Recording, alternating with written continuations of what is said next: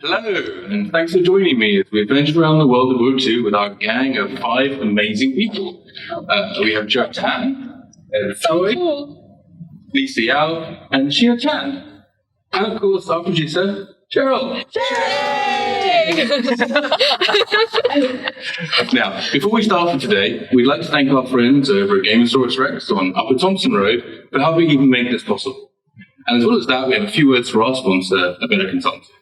You need simple, honest, and straightforward technology advice to help you scale and grow your business. If you're based in Asia or looking to expand your business here, then get hold of A Better Consultancy at www.abetterconsultancy.co. Back to you, Ramji. That's perfect. Voice for radio. It's literally the voice for radio.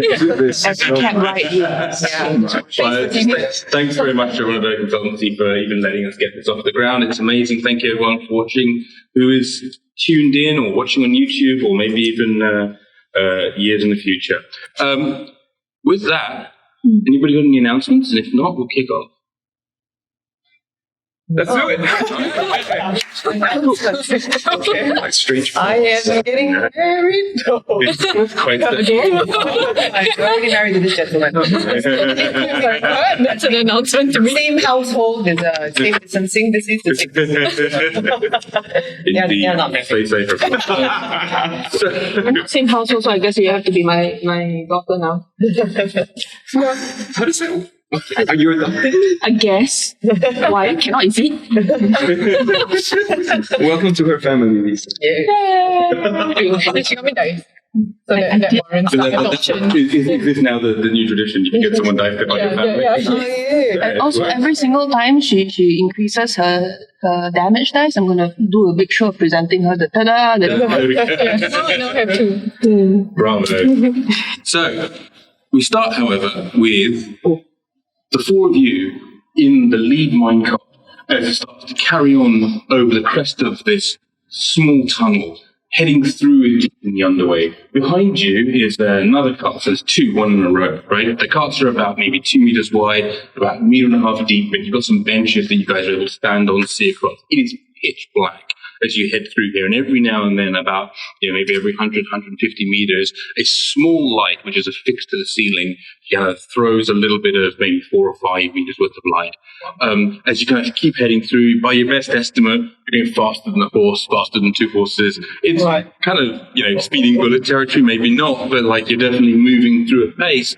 And every now and then, this is punctuated by the bright of your friendly guide Lalit, who is a small sort of goblin belonging to the Civilized Kingdom, who's come with you back to the Namandan Union where you're from, in order to be able to then bring with you the negotiators at the talks. Right. Anything you'd like to? I'd like to jump on one of the Barra. Would like to jump on one of the benches that is in the minecart. While it's still moving? Well, it's still moving. Hey guys, alright. So I was really used to this back home, so I'm used to the movement of the minecart. Anyway, since we're on an important mission, I just want to share something with you for about 10 minutes or so. Alright, here's a song for my favourite team in the world, Team 3. We're Team 3, we're Team 3, we're Team 3, we're Team 3. We're going to speak some words of wisdom, we're Team 3. Alright, feeling better now? Alright, yeah. Everybody feeling really good? Alright, let's go do these negotiations. Woo! After a little bit of rousing and inspirational speech, I presume that was. What's the effect of your inspirational speech again? Well, what it does is they get 9 temp hit points, 1 per short rest. Oh, perfect. Yeah. So that's great. So everyone, you can put 10 temporary hit points. 9 or 10? 9. Inspiring leader. We don't mind 10 if you're going to give it to us. I mean, I can take it away too. But, Right. No, exactly. No, it's awesome. That's perfect. So you get that beautiful sound fills and echoes its way down the chamber a little bit. Beautiful. And then is Doppler shifted along to anyone that's listening nearby. And you do occasionally come across as you pass down. So the mine shaft that he'll give you a view is 2 carts wide, and you can see the tracks kind of head along in both directions as you do so. On each side is about 1 meter's worth of compacted and compressed dirt and mine dust and various other things, and then the darker walls. And every now and then you pass by and you feel the air just change. You pass by a small mining tunnel that's sort of moved off into either direction, and you kind of get that feeling that you do as you go past on a roller coaster or something, as your eardrums go flappy, flappy, flappy from the pressure difference, right? Absolutely. So you kind of keep on heading down, and every now and then you kind of pass into a slightly wider cavern or tunnel, and then it kind of narrows again. And it's, it's exhilarating if you enjoy this sort of thing. You can see that negotiator Maktaras, however, is sat there on one of the benches with her sort of hooded cloak up kind of relatively high, sort of not quite shivering, but certainly just sort of feeling very uncomfortable and sort of leaning a little bit side to side, kind of the wrong way from Barra's perspective. If you were to give someone advice of how to not get seasick, that is what Maktaras is not doing. Nevertheless, you kind of carry on further, accompanied by the whoops of Lalit every now and then. Not so long, maybe 35, 40 minutes more, and we're nearly there. Oh, yeah. Right. I turn to Kaman turns to Mantaras and ask her, Madam, is there anything we could help you to make you feel a bit more comfortable? I don't know if there's anything about this that can be considered comfortable. This is spectacularly uncomfortable. I appreciate your sentiment, though. I wish I had some... I'm just going to keep my head down, if that's okay for a moment. Would you prefer a view that was more still? Would you... This is the guy here? Maybe? Sure. The beach. Do you like the beach?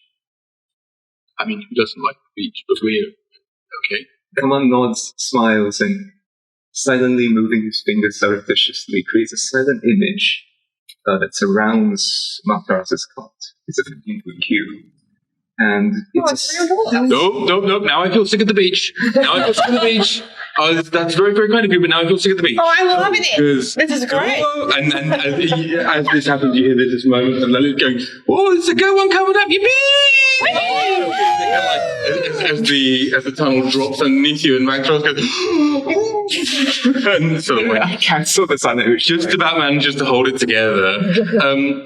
This is a very different, incredibly poised and thoughtful person that showed up and was very dignified is currently, not feeling at their best. A little bit more time passes and we will kind of move forward in sort of like, segue, unless there's something specific any of you want to do. No, I might go and have some charming conversation with Maktaras. Hi. How you feeling today? Yes. Well, you're looking good. That's what I gotta say. Nausea suits you. I fear I'm as green as your cloak. I like green. So, what are you doing later? Negotiating. Well then, all right. Take it easy. And so also, as you pass by every sort of like maybe half an hour or so it's quite a long distance. You've been going down these tunnels maybe close to 2 hours now, but every half an hour or so you will pass by a cavern that's pretty well lit, and you see a group of miners in each one as you go through. Maybe you're only there for 15, 20 seconds, right? But as you look through it, you slow down just enough so you don't kill anyone, right? Oh. As you pass through it, you will see groups of miners maybe taking a break or the other. This is quite quite busy for the depths of nowhere, right? You're deep under the Marabanda forest, but there's a lot more people here, and they're a relatively diverse group. There are hobgoblins and dwarves and orcs and the occasional, mostly races that have dark vision natively, which not everybody does, and certainly the negotiator does not seem to have. But as you kind of carry on and you speed up again, you find yourself moving further in. And there's a moment as I'd like you all to make a quick perception check for me. Okay. This is your first roll. First roll on screen. Okay, it's quite 15. Oh, thank God. We have a 15. 13. 18, 13, 23. 23. 7. So there is a brief point for both Kie and for Kaman, where maybe it's a K thing, but where as you are both looking out on either side, right, you pass through an area that you feel that pressure difference in your ears for half a second, so you both look, and you just seem to notice off in the distance, right, what appears to be sort of the glow of firelight, or maybe it's like that orangey kind of color that comes from, like, sort of fire and coals and something like that. It just sticks out by its sort of not expected. Romantic. Oblivious. For the half a heartbeat, and then carry on careening with like let it go. Hey, this is great! I never get to go this fast normally. Oh wow! Someone's having fun. Well, on hearing that, there's a moment where Michael says, "How fast are you normally allowed to go?" Little time passes, and actually at this point, Lily begins to start slowing things down. And sort of you move from this sort of incredible rate that you've been moving left and right and through these caverns to not sedate, but certainly maybe the speed of a galloping horse. So fast, but like all of a sudden now you're not sort of you're the various supports and various other beams in this maybe 2.5, 3 meter tall cavern that you're in are moving past you at a reasonable speed. You can see them coming and you can see them move past you. And as you kind of head further in, you sort of get a sense from Lalit. He looks over and he goes, "Yeah, the bosses will be able to see me soon, so I want to drive a little more safely." God damn it. I was having fun. Me too. We can do it again later. Okay. Okay, great. And he also says, "So we're coming close to Samnar Junction, and looks across all of you again. And at that point, I'll actually, as much as I'd love to sort of stick around, I'll actually just be around for maybe just to make sure you guys meet with the ambassador, and then I'm going to have to carry on with my duties. But I wanted to say to all of you, thank you for just being cool. That was kind of fun. Everyone else would have told me off for like that ride. Oh, it was great. But I had a great time. So anyway, I'll see you all a bit later, but later, so because we're still in this now. And sort of then carries on, sort of like, not quite steering because it's on rails, but just sort of dealing with the brake and just keeping an eye out front. And as you slow down, you start to see more and more down these sort of mining tunnels. And they are, you could probably get 2 of you, abreast down these tunnels. So maybe they're like 5 or 10 people wide, something like that. A few 3 meters or so, but certainly you couldn't fit one of these mining parts down there easily. And they're not tracked. Occasionally you'll come across one that maybe somebody's got some sort of like flattened dirt, they're pushing barrows up and down. And you see miners down each of these, not hundreds of them, but enough that you can hear the mines are actively working. And this is a great surprise to you guys because, you've never been this far under the Marabanda, you've never been this far into the mountain ranges, even if you've grown up here. But this is a very, very busy and populated mining sector.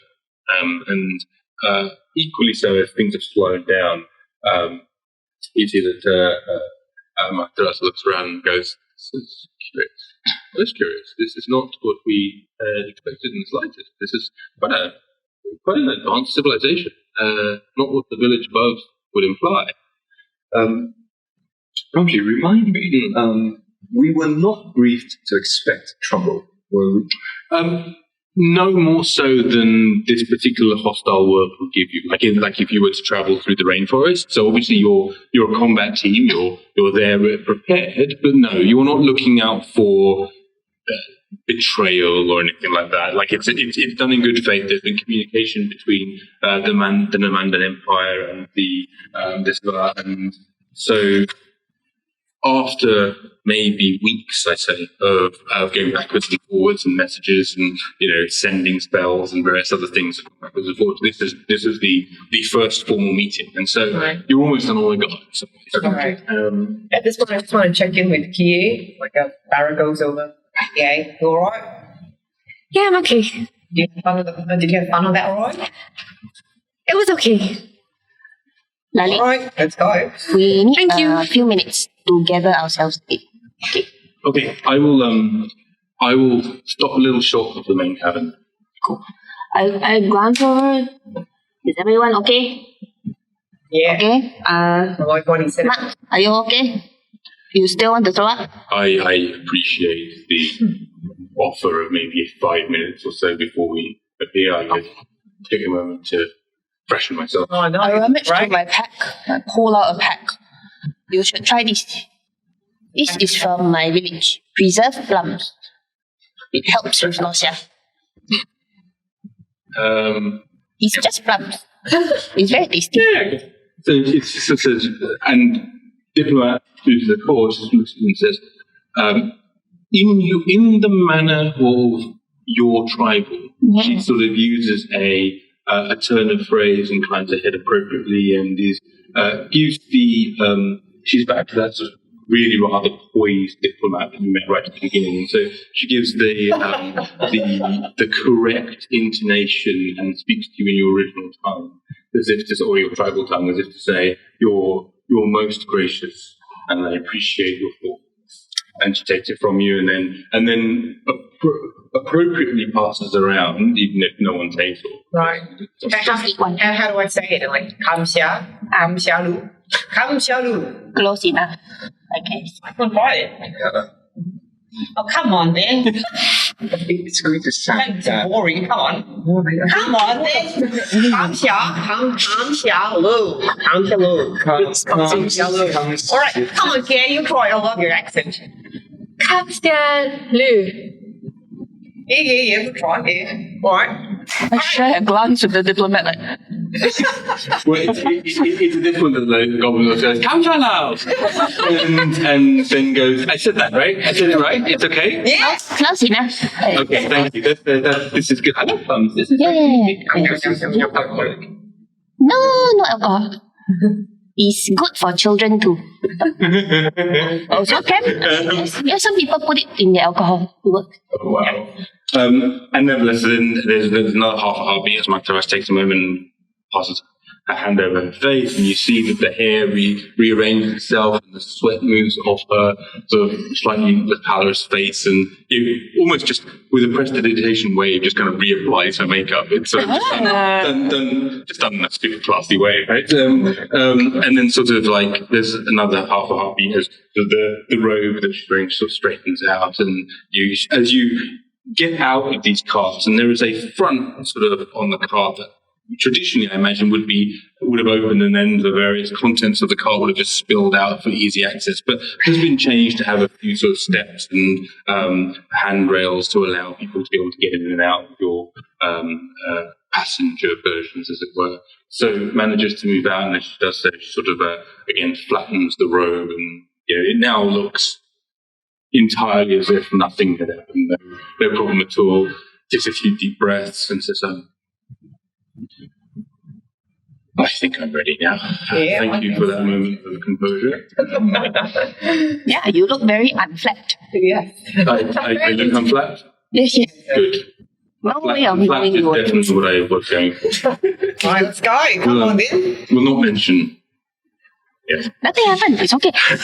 And so you then, as a group, find yourself maybe with 15 or so meters ahead of you. You can see as you do so, there's a slightly brighter patch in front of you. Who has got dark vision at the moment? Okay, so the two of you can clearly see that you're in a tunnel and it's dark, but there's enough light that you kind of get some pretty decent vision, right? So go ahead. I cast light on my midriff leather armor, so that I now have glowing midriff leather armor. Okay, so in a sort of like, how is that? Is it basically as if you've got like a belly piercing kind of light, or is that a? No, so it's on my armor. Oh, you're just casting on your armor, so it's like you're just glowing. Yeah, in so the I'm chair. just glowing, but I mean, like my abs are illuminated. Okay. And so basically wherever Barra looks, there's just this sort of bright light kind of heading in that direction. Yeah. But beyond that, so that completely ruining your night vision, by the way. You're able to see out sort of maybe 15, 20 feet ahead of you. And it's a very, very sort of similar tunnel that then clearly opens out into a much larger cavern than the ones you've seen before. in this space, as you kind of move your way down it towards the front of it, you see there's a moment where Mantara says, well, please lead the way, right? And we shall follow and meet with the ambassador. Is there any particular protocol that is needed to follow? And he sort of just goes, yeah, protocol. Right, protocol. I need protocol. And sort of not really, and you guys sort of begin to move. Now, are you going to form up around the ambassador in any particular way, or is that just like... I'm going to suggest the Blood Bowl Dwarf Square, which is the two melee in front, and the two of us bring out the side, so we take one of each corner.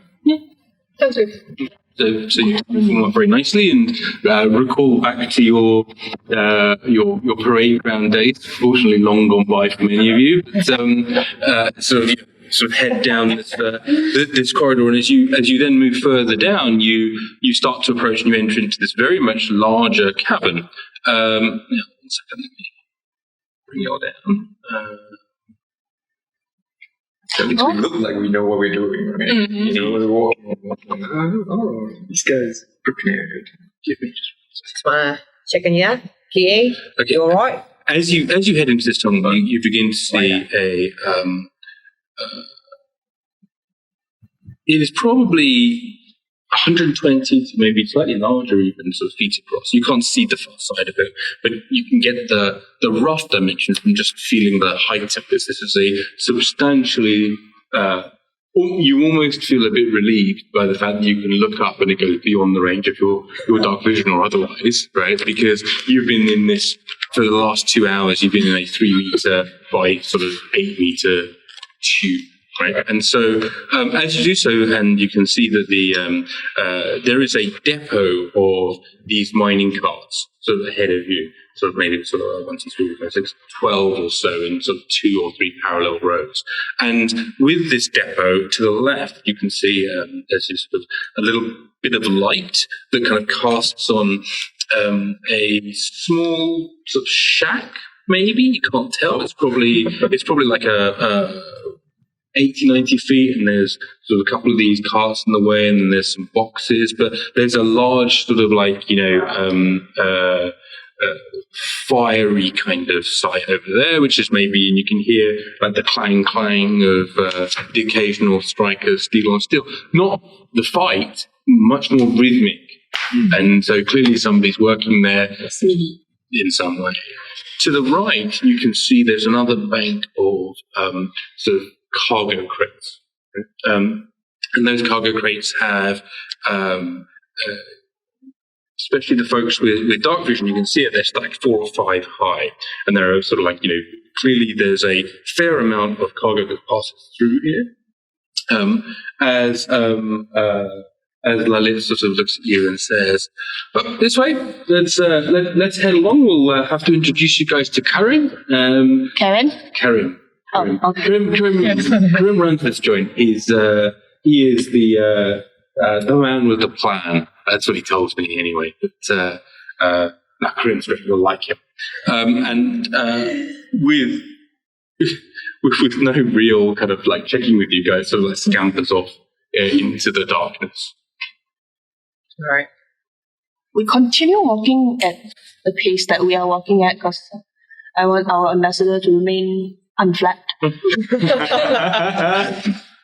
And so, as you do so, and you sort of, every now and then, sort of Lalit will come back and go, okay, so good, and then just kind of head back into the darkness again.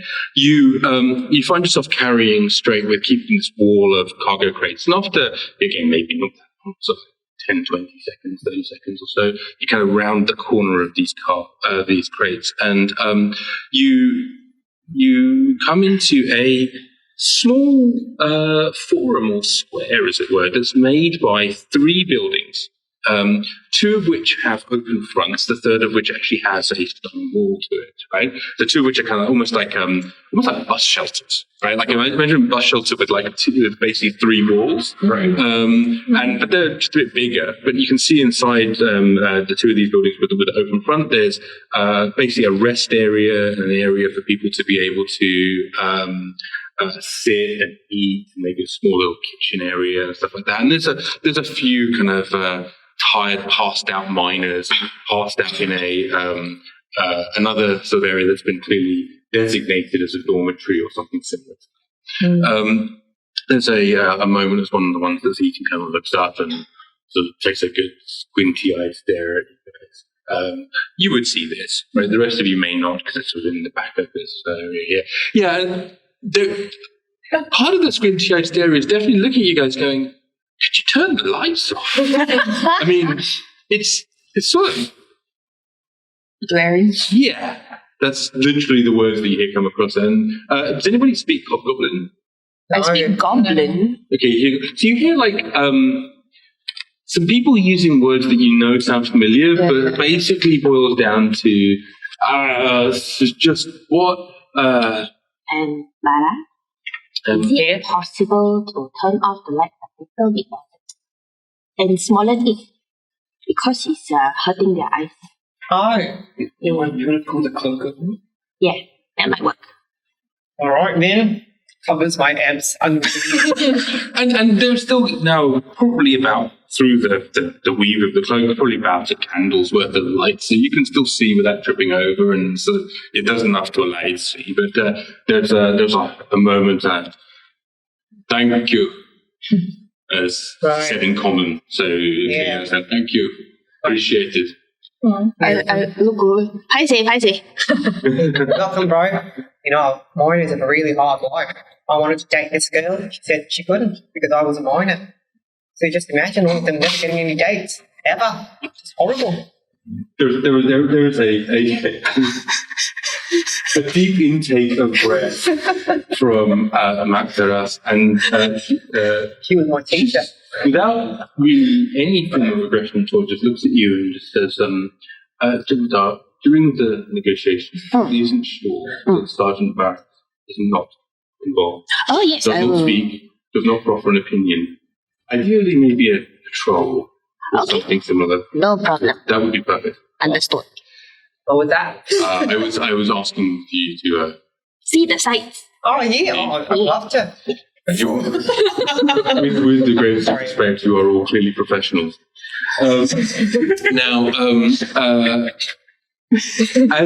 you guys come into this area, you can see stood waiting for you, smoking a sort of hefty cigar-like thing, because it sort of gives off this strange smell, is a mid-height half-orc. And a half-orc that is, it's hard to tell the skin tone and kind of that, especially down here in the darkness, right? Though light green with the green that's being passed out, light that's being passed out through your cloak. But certainly, this is a middle-aged, burly and sort of quite wizened, sort of like a half-orc man, with a hefty beard, which is not something you're used to from orcs. This is a proper, bushy dwarven beard, right, plaited with gold ringlets and very ornately done. Really, really, just he cares about it. So then looks over and says, yes. Well, I am glad to welcome you, emissary and honor guard, to, Samnar Junction. This is not the most salubrious of places, but I would welcome you and thank you. My name is Karim. I am the caretaker, overseer, general, dog's body, if you will, that's responsible for this place. We have some miners that are here. We have a few other people. The ambassador has not arrived at this moment, but please make yourselves comfortable as you can. There is a place to rest here. There is a table. You can have some food. I have been instructed, emissary, to provide you access to the office, which, as he says, so he gestures to the stone building behind him. It's not a big building. It's maybe sort of 6 or 7 meters by 2 or 3 meters deep. You estimate because you can't see inside it. So I think it's probably got sort of hotel room size, maybe. It's like not massive, but decent enough. Unless you're spending a year in it.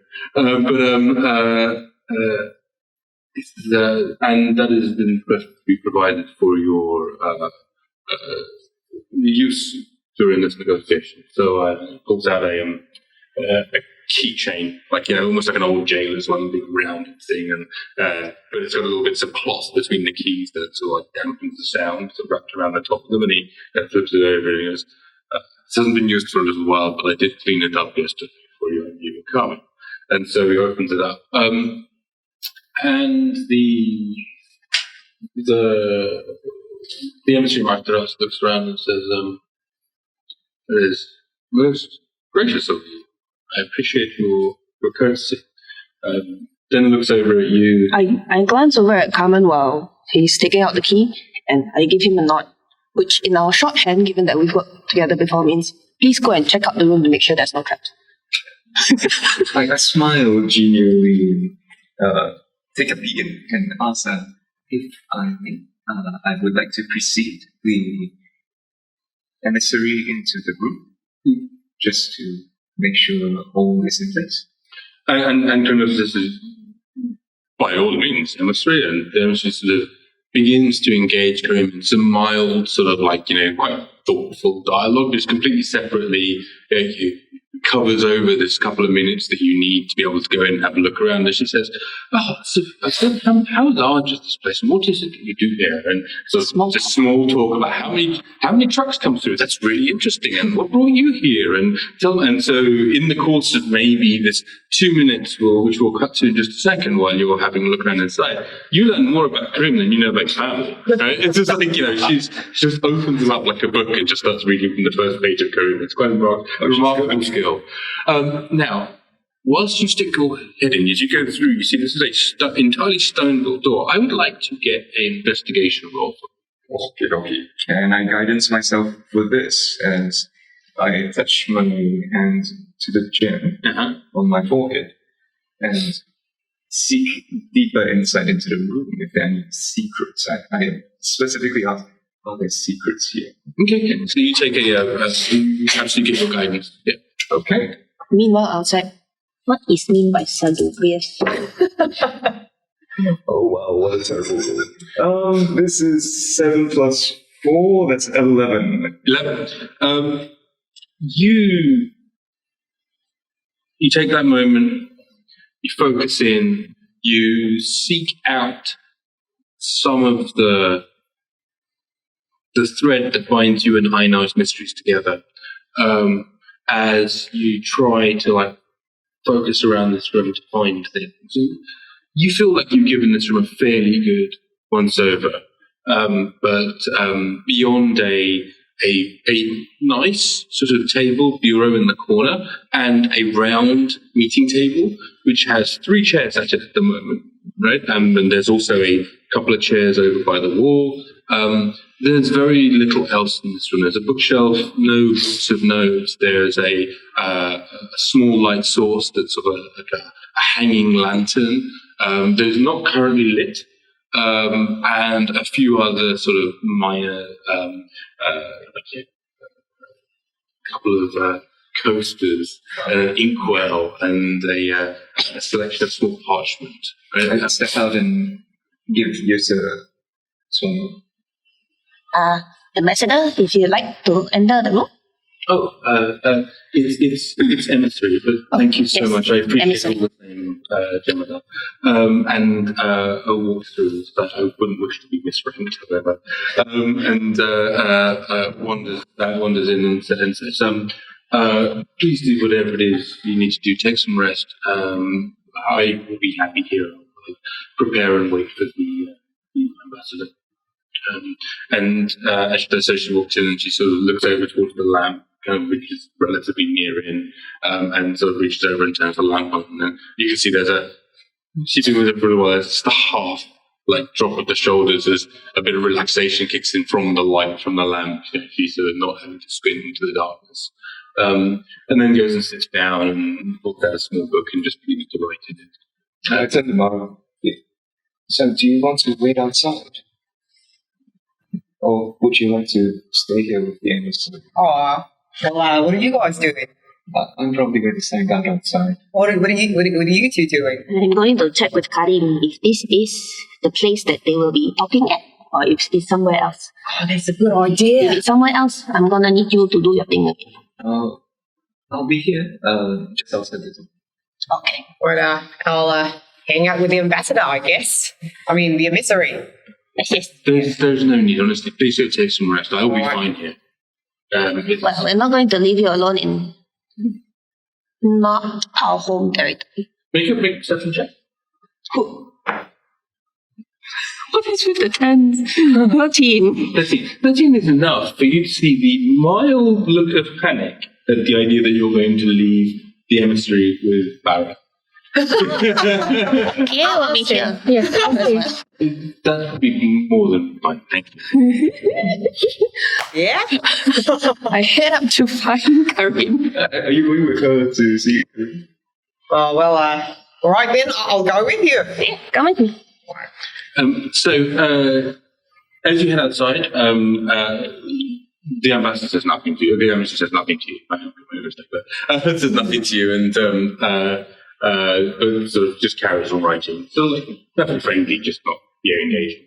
And as you guys sort of step outside, you see sort of Karim sort of is the other side of this forum, and he's chatting with one of the miners that's eating, and he sees you sort of at the corner of his eye, and he kind of steps over, comes back, and kind of goes, I hope everything is to your liking. I think this is...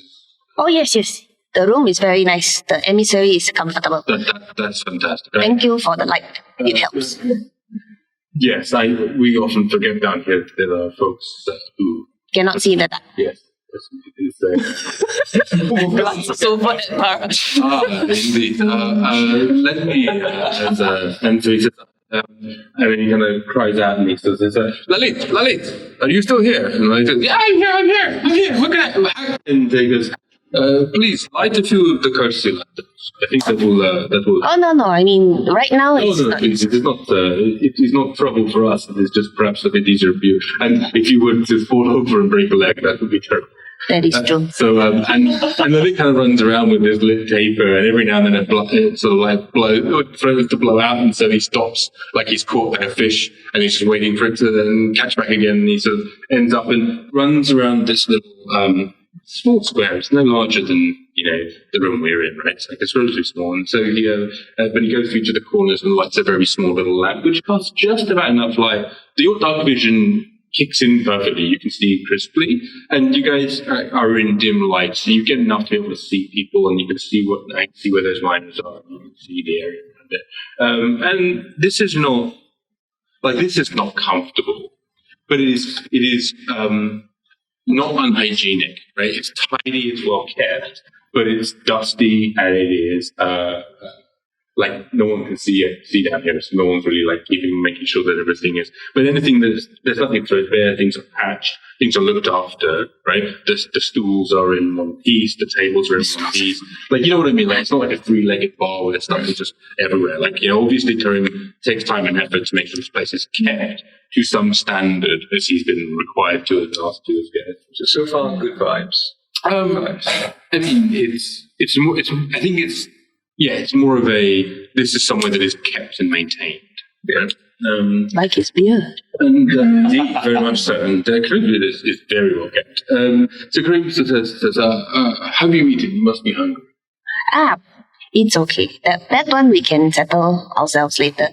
I just wanted to ask you, when the ambassador comes, will they be having the meeting in that room, or is there somebody else that they will be going to? No, I fully have been given to be told that Ambassador Giovanna will engage with the emissary in this room. Whatever on guard she brings with her, however, will wait with you. I think it would not be appropriate for anyone Of course. guards to be in this room. That's the instruction I have received. Of course, they outrank me by so much that it is not. I'm just the janitor, basically. Oh, you're more than that. Look at the state of this place. It's very well kept. Look at your beard. It's gorgeous. Just because I'm a janitor does not mean I can have a nice beard. Oh, no, I didn't mean that.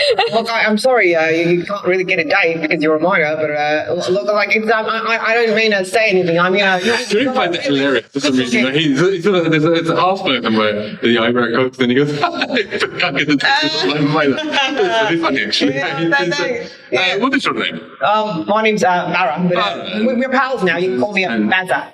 Bazza. Yeah, it's short for Barra. Bazza did. And Yeah. took his hand out. Why? Huge meaty paw. Oh, wow, it's a big hand. Bazza, very nice. Yeah.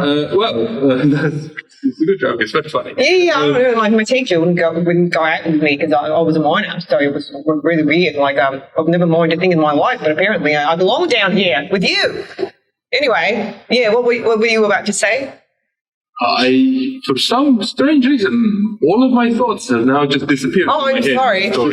She has that effect on people. It's rather striking, I must say. Yes. He is certainly a very well, yes. I get that a lot. Yeah, Yes, you are stunning, my friend. Oh, thank you. And so are you. Your beard is like gorgeous. Perhaps. Yes, indeed, the beard. Okay, so if you ever need to clear your mind, speak to Yeah. clear your mind. Well, like, I wanted to ask you, what is it that you are on down here? Well, in fairness, these caverns extend for many, many miles from Right. Marabanda. But primarily, we look for iron ore, feldspar, various other ores that get shipped back to Civilized. But sometimes people come down here to prospect. Sometimes people come down here. Some people come down here to hunt. I don't know why anybody would dare to do that. Oh, Yeah. like for what? Ankeg, umber hulks. Occasionally, they look for fire snakes. There are a great many things that exist, all very far from here. This is a part of the reason why I'm able to live here pretty much alone most of the time, barring, well, I say alone, and he looks over to the miners and goes, yeah, but barring friends that come to visit, Yeah. right? Is because it is a very stable area. Very Yeah, safe. you can't get a date. I believe you say. Yes, indeed. I'm Also, sorry. I Maybe you don't do run feel into me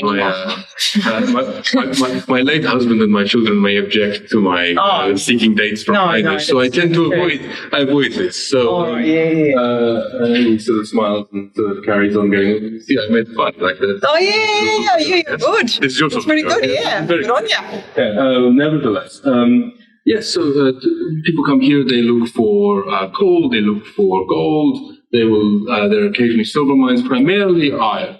Intan, can you find that here? Intan does not find, well, if there are crystallized Intan resources down here that people find them, they keep that secret very quiet from us. Nobody, you know the worth of Intan, it's ridiculous, right? Yeah.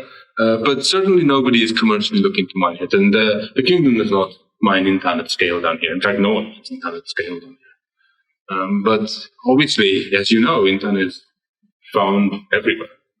So, the people who mine here, do they need to get some kind of permit from your people? No.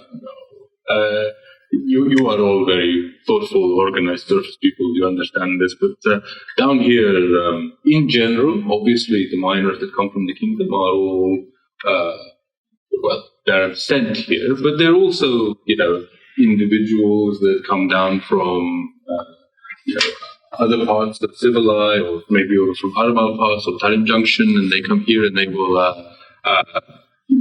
go out for a couple of weeks with a group of people. They will mine what they can, come back and send it back. I would say this is a small commercial, but the only commercial scale is obviously the kingdom of Civilized. Right. What do you know about your ambassador? Very little. I mean, I received probably slightly more notification about her than you did.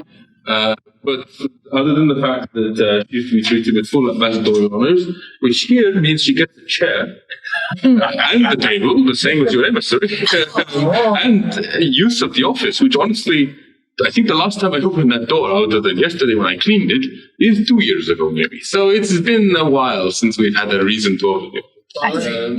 Okay. So again, I apologize for the thread there. Oh, no. No, not at all. Not at all. Your beard. Beautiful.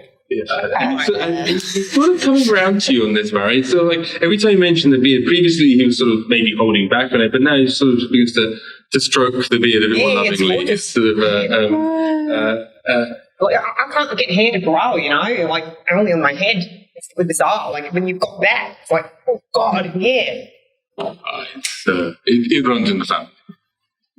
Right. So, Lucky. is there anything you'd like to do here? I mean, you can obviously talk to Karim's more. There are a couple of miners who are sleeping, a couple that are eating. There's also the other half of this cabin to sort of just go in darkness as far as you're concerned. Anything else you'd like to do? Kaman is starting to think that everything is going too well, so out of paranoia, he's going to even more keep an eye out and a ear out for things. Okay. Just things that don't feel right. Okay, so Yrsa is heading back to report Uh, to our emissary. I've gone to talk to Kie because I'm just telling her like this is a negotiation mission. You're being too quiet. Can't you look at me? I'm talking as much as I can. You need to talk. I'm trying not to disturb the misery. No, she that's what she's here for. She's hired to talk. She's hired to talk. You gotta talk to her. Like tell her like what your favorite color is or something. All right. Or like tell her about your family, your pets, or come on then. Well, go on. Like let's practice. I was trained to appreciate silence because that is where the deepest thoughts, arise. Oh nah. Something that you might gain from. She's a monk. Right. Little monks. Yeah, but she's like a young girl, She doesn't want to talk. All right, like obviously, like they said, one person who was right for this mission. Well, I'm going to talk to as many people as I can. The bastard goes off to talk to as many miners as he can. and as you do so, and we don't have to introduce everybody, but there are you managed to have actually make a persuasion roll. Great. +9. Yeah, indeed, that's your thing. Friends! That's like making friends. Freaking 11. A total. Okay. So you think you're having a great time with these miners, right? They are. They're not standoffish. Yeah. But they're not. I don't know what the opposite of standoffish is. Stand-on-ish, but they're certainly not sort of inviting you to know more. They're sort of politely acknowledging your questions and just making sort of the occasional. Yeah. But Dark. have they heard songs before? When was the last time they heard a song? Bring, pull up my lute. Okay. And I will follow you into the dark. Look at that, it's like a cabin park. Ooh, listen to my music hard. Tell me something about yourself. That we can be friends,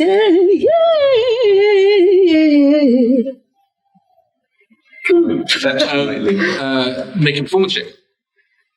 Performance. 20. So in the complete counterpoint to when you were just saying, hello, my name's Barra, I'm a miner, blah, blah, that kind of thing. Conversely, as soon as you start playing, all of a sudden there's a moment of you can hear a couple of ears prick up, you can see a couple of eyebrows prick, and the cracked eyes sort of open from a couple of sleeping. And relatively, within a few bars, you have people kind of actively listening and really enjoying the performance. And before you know it, towards the end, you're like, another one. Right then. It's been a long time since I've heard any good music. That's fantastic. What do you think, Choy? And the sort of tail looks over one of the other miners, and goes, oh, I've known a good song for ages. So, another one, yeah, please, that'd be great. All right, then. So a bit of, up-tempo. All right, then let me have a think about this. Sorry, I'm usually a sort of balladeer myself. All right, okay. Up-tempo boy, he's been living in his upstairs joy, but now he's out in your downstairs mind, and now I think it's dancing time, la la la lime. And when I come here, I'm singing so fine. Won't you share your knowledge so it's yours and it's mine? You see that I'm not so tough just because I am an upstairs boy. Now I want to share your downstairs joy. Tell me all the secrets that you have, and I want to go and use your lab in a little while. I've been doing a little jig, and a couple of them were like singing along and harmonizing or attempting to. Can't sing. They can't sing. So you've made friends with like 4 or 5 miners. Cultural exchange. Nice. So a couple of them say, "Oh, yeah, that's got to say lad, that was fucking fantastic. Oh, yeah. It really was. Shit. And John over there, maybe a bit antisocial with you, but I gotta say, that was worth waking up to hear. Oh, yeah. No, thanks. So, tell me all your secrets. Sure. My name's Damar. I'm a miner. Right. No, not like that. Oh, I feel ya. I mine things. All right. Well, yeah. We've had a bit of a crap, actually. It's not been that great the last week or so because went down the tunnel yonder, and before you know it, nevertheless, got run away. Some of them damn fire newts. The what? The fire newts. The fire what? The Ignans. Ignorance. Never heard of them? No. They're like what do you call them? They're sort of like maybe like yonder, your friend, the halfling. Oh yeah. They're about that size, but they're scaly, and it's like right. flame, sort of skinny type thing. Right. Anyway, they're not too friendly, like. So right. Anyway, we bumped into a group of them. Yeah, they gave us a whole lot of hassle, but then after wandering around a bit further, we hightailed it back up here, and it's not for us for the moment. We're going to head back over to Junction and look for a slightly larger expedition. Come back. Right. And how many people would you say that these fire ignorance? Fire ignorance. Stay fire. How many of people would you say they've been affecting down here? Well, I mean, certainly us. Oh, the right. 4 of us, we can. In fairness, yeah, actually, it's a good point. Actually, Correct. How did you get them fucking ignorance down here? And at which point you sort of there's a moment, and Karim sort of says, not that often. Right. It is not often considered to be. This is not part of their territorial range. Oh, so they're not miners then? They just come here and they. No, in fact, if anything, it's probably too cold here for them. It's not. I mean, and it is not cold underneath the ground, right? It is maybe in the high 20s, right? It's warm, right? Okay. That's for anyone who's watching Americas in the 70s. Yeah, we're metric. Yeah, it's definitely in the high 20s, I would say, and relatively humid down here. So it's not.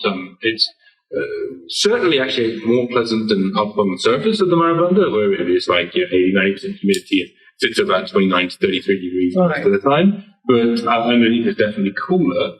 But yeah, so they're saying it's not warm enough here. That's what So they're not locals. I mean, I didn't stop along. We have to please cease and desist with our exploration in the nicest possible way. Well, actually, no, it wasn't that nice at all. They basically pointed spears at us and told us to bugger off. Right then. Okay, But that was down the southern tunnels, and we don't tend to go down there too much anyway. okay. Well, as long as you guys are all right. So, anything else we want to find out from our new friends, or maybe we should just go and wait for the ambassador? Do you want to share that information with the emissary? I whisper to Basil. Oh, yeah. That's a good idea. Useful. Yeah. Because it sounds like they have obstructed access to the southern tunnels. That's right. Yeah, I forgot about that. You know what? I think Barra should continue talking to her new friend, his new friends.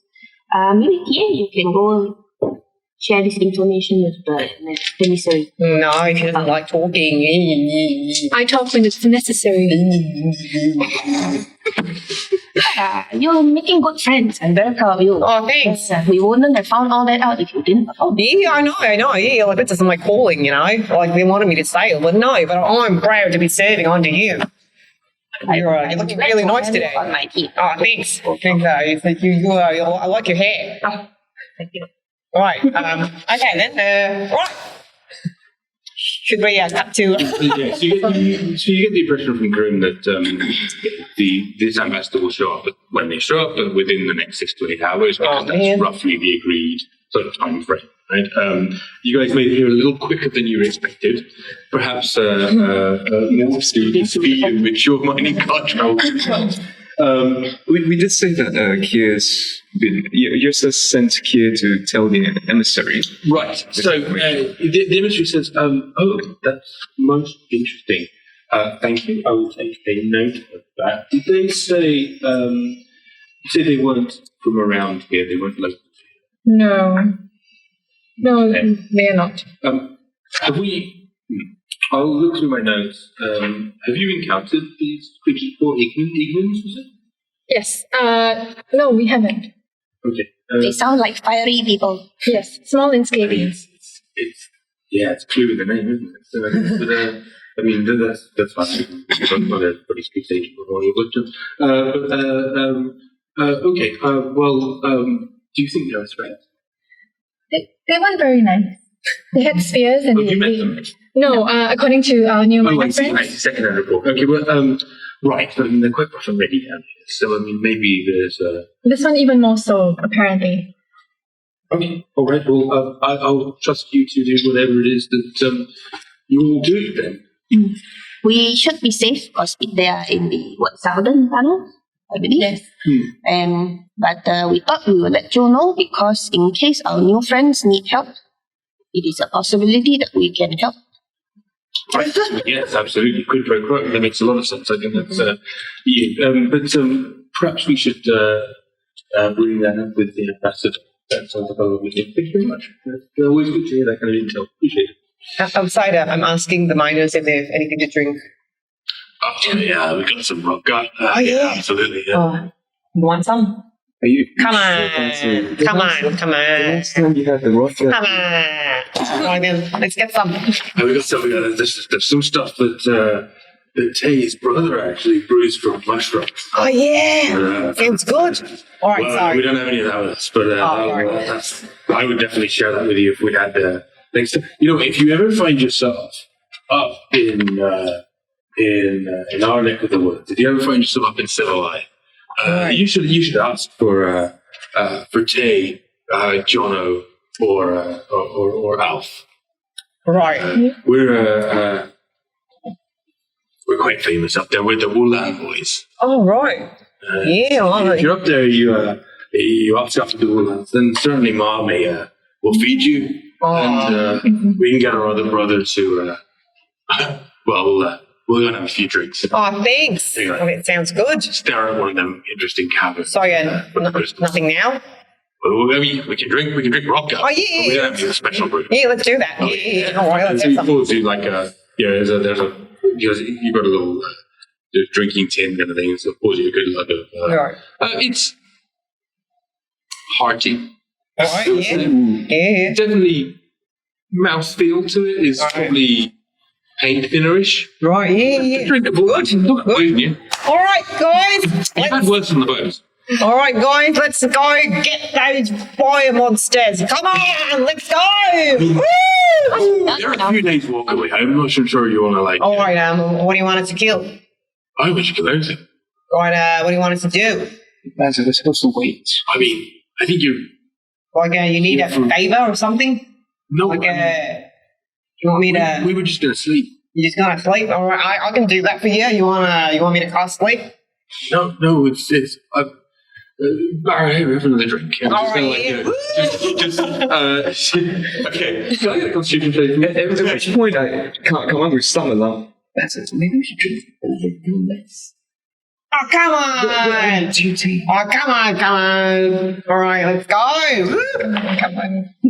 All right, my constitution is, I rolled 20. Yeah, fine. And I mean, like, It sucks. from your mind, you've got the right of this, right? Like, you've got the idea that basically you've got 6 or 8 hours, you can have a couple of drinks, and it'll absolutely be fine, and everybody's worrying unnecessarily, as always, right? In the meanwhile, like there's a few hours. Would you guys like to do anything in that few hours? We can just talk it through rather than necessarily go into great detail. But is there anything specific you want to do? Otherwise, I'm going to sort of move us ahead a little bit until when the ambassadors reckon.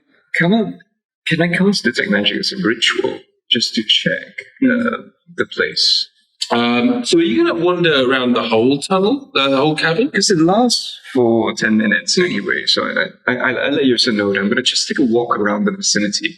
Okay, so as you step out into again, away from these 3 sort of larger buildings, and back into the main floor of the cavern, there was a little small step down, you can see, with the Detect Magic, so it takes 10 minutes to cast that, you can see that obviously each of these carts has a small magical glow to it, right? And, that kind of makes sense, because you went for a long time, and that wasn't just all the way down, right? You kind of like definitely moved up a few times as well, right? So the second thing is over towards, as you wander through it, there's a large, almost like a parking lot in the middle. Like it's like a train, sort of like a depot.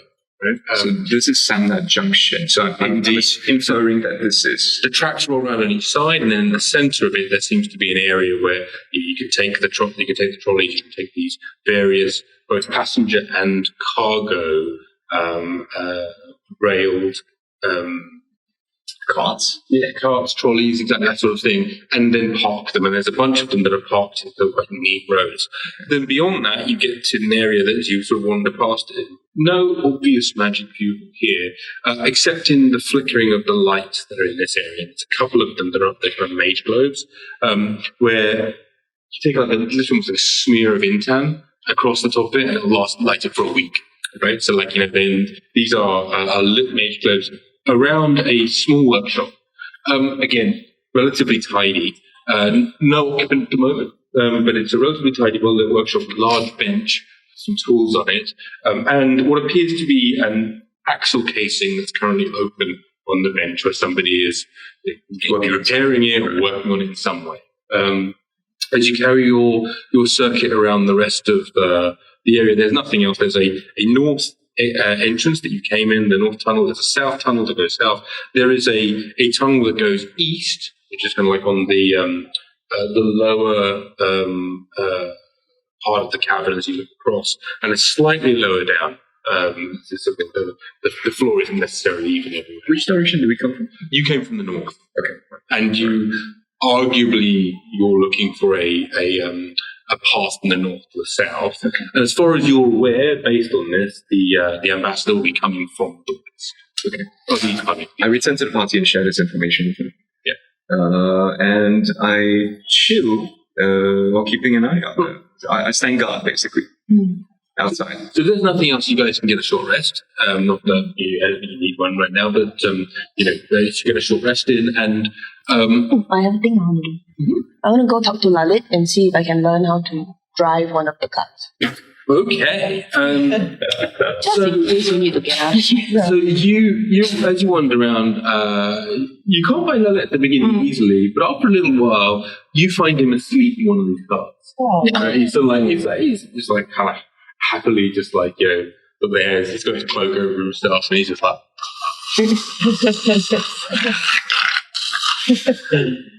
I take one of my plums and I put it like at his nostril Let's make a stealth roll. Oh dear, that's terrible stuff. Oh, dear. 6. Okay, so as you get a little closer and you put it in your nostril, he just sort of like goes and just like wipes through the plum. Ah, God damn it. Yeah. That's so good. That's so good. That's great. You're so great. You're great. Thank you. You're great. Thanks so much. Yeah. What can you do? Oh, nothing. I was just wondering, like, these carts are really fun. Yeah, they're great. How do you drive them? I mean, great deal of skill, years of training. You know, it's passed down in my family from like father to daughter to son to uncle. It's a very strange lineage, but okay. It's a pretty interesting family. I understand. Big families are confusing. Can you show me? Yeah, I mean, take a long time. It's okay. Okay, so then I've got time. sort of invites you to kind of hop into the thing with him, and he goes, "This lever is the brake. That lever is the go lever. Don't pull both levers at the same time. Don't push both levers at the same time. Okay, one at a time. Don't use the go lever when the brake lever's on, unless you want the wheels to really spin. Sometimes you do that, but don't do it. Apparently maintenance nightmare. Other than that, just tell people it takes years. Got it. Years. True. Secret goblin knowledge. He gives you like a fist. I want to say I fist him back. That sounds really wrong. But yeah, we do the goblin bro fist, and then Do you actually know what he's doing? He's like holding his fist up like this. yeah. So I guess we bump this way. And then or he sort of like something. he looks at you and goes, I don't know. I was raised by ox. And then shakes your hand and goes, yeah, okay. Maybe that's I was raised by ox. Sorry. it's all good. It's all good. It's all good. We're all on the journey of discovery. Pass him another pack of it. I'll definitely have one. Thank you very much. And he sort of like reaches into his and he pulls out some, some of his rations, some dried fruit and a couple of like Oh, apricots. like candied corn husks and a few other bits like that, and so shares some food with you. This is very unusual. I've never had this before. Just remember, tell everybody. Mm-mm. It takes years of practice. Years of practice. And secrets. Indeed. I mean, you learned this, but you learned this after you did a great favor. Yes. Oh, big noses. So, and Lily just laughs and goes, yeah. Fucking idiots they are, aren't they? And then, because I was going to get a bit more of a nap because I suspect the ambassador's going to show up in a couple of hours now and you get no sleep. So, Hey, sure. Sorry to trouble you. no, not at all. It's always a pleasure, actually. Yeah, Yrsa. Yeah, Yrsa. Yrsa. Very pleasure. So he kind of like curls himself up, just goes back to sleep again. Tuck his foot in. Thanks. And head off.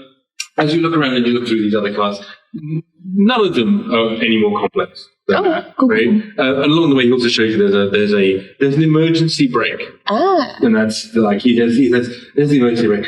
Don't use it unless it's an emergency, like actual emergency. Got it. Then you can use it No. because you can't disengage it. Oh. You use the emergency brake, you can't turn it off. Like, Sure. It's emergency brake. Got it. So, okay, so on that note, you guys all like getting short rest, kind of chill, everything else, and a couple of hours pass, a couple more hours pass, the inventory comes around, making sure everything's okay, kind of goes and chats with a couple of these miners just to ask a little bit more about fire news, gets nothing, no additional information, and then comes back to the guys and then sort of heads back in to have a seat, and begins to just quietly meditate a few minutes. As you're all sort of continuing to take your rest and just see what's happening, you hear a distant kind of like rumbling sound, a kind of rolling sound, as you hear, as it becomes closer, a cart kind of like moves through the junction, goes round, and then just moves off again sort of into distance. There doesn't seem to be anyone in that cart, but the cart moves off. It's got various things piled in it.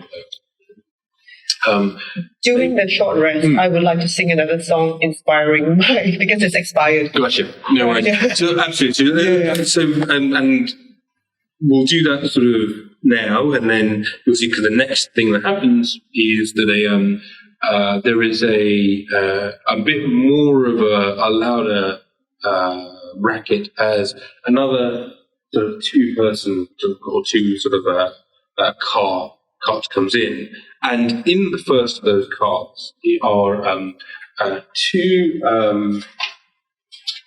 two people with spears. You can see the top of their spears, and they've got helms. And the helms are sort of metallic helms with sort of small but visible plumes. You can't really tell the colour of the plumes right now. They seem to be plumed heads. Nevertheless, and then behind them is another cart within which is sat what appears to be a sort of roughly humanoid-shaped creature wearing a drape of some sort, right? But as it gets closer, you can see that it does not have a humanoid head. Ha! Right. And where the head would be instead is a sort of rounded, chitinous sort of like a face with some compound eyes, right? Which sort of like the head is kept perfectly still, as you can see quite clearly, and a pair of small mandibles. Can we make a knowledge check? Yeah, you can. It's not easy, but one of you can, well, not one of you. Who is the most, so I would say, because of the law historian side, yeah, you know what, actually all of you can. You're a natural survivor, you've spent time in a kind of formal education place, you've travelled the world and you're from quite a posh part of it, and Einar's relationship would mean that you would think about these things. So why don't you all make a nature or history check, depending on what is better for you. Both suck, so Yeah. nature. Hey, 11. 17. 17, 14. 14, 13. 13.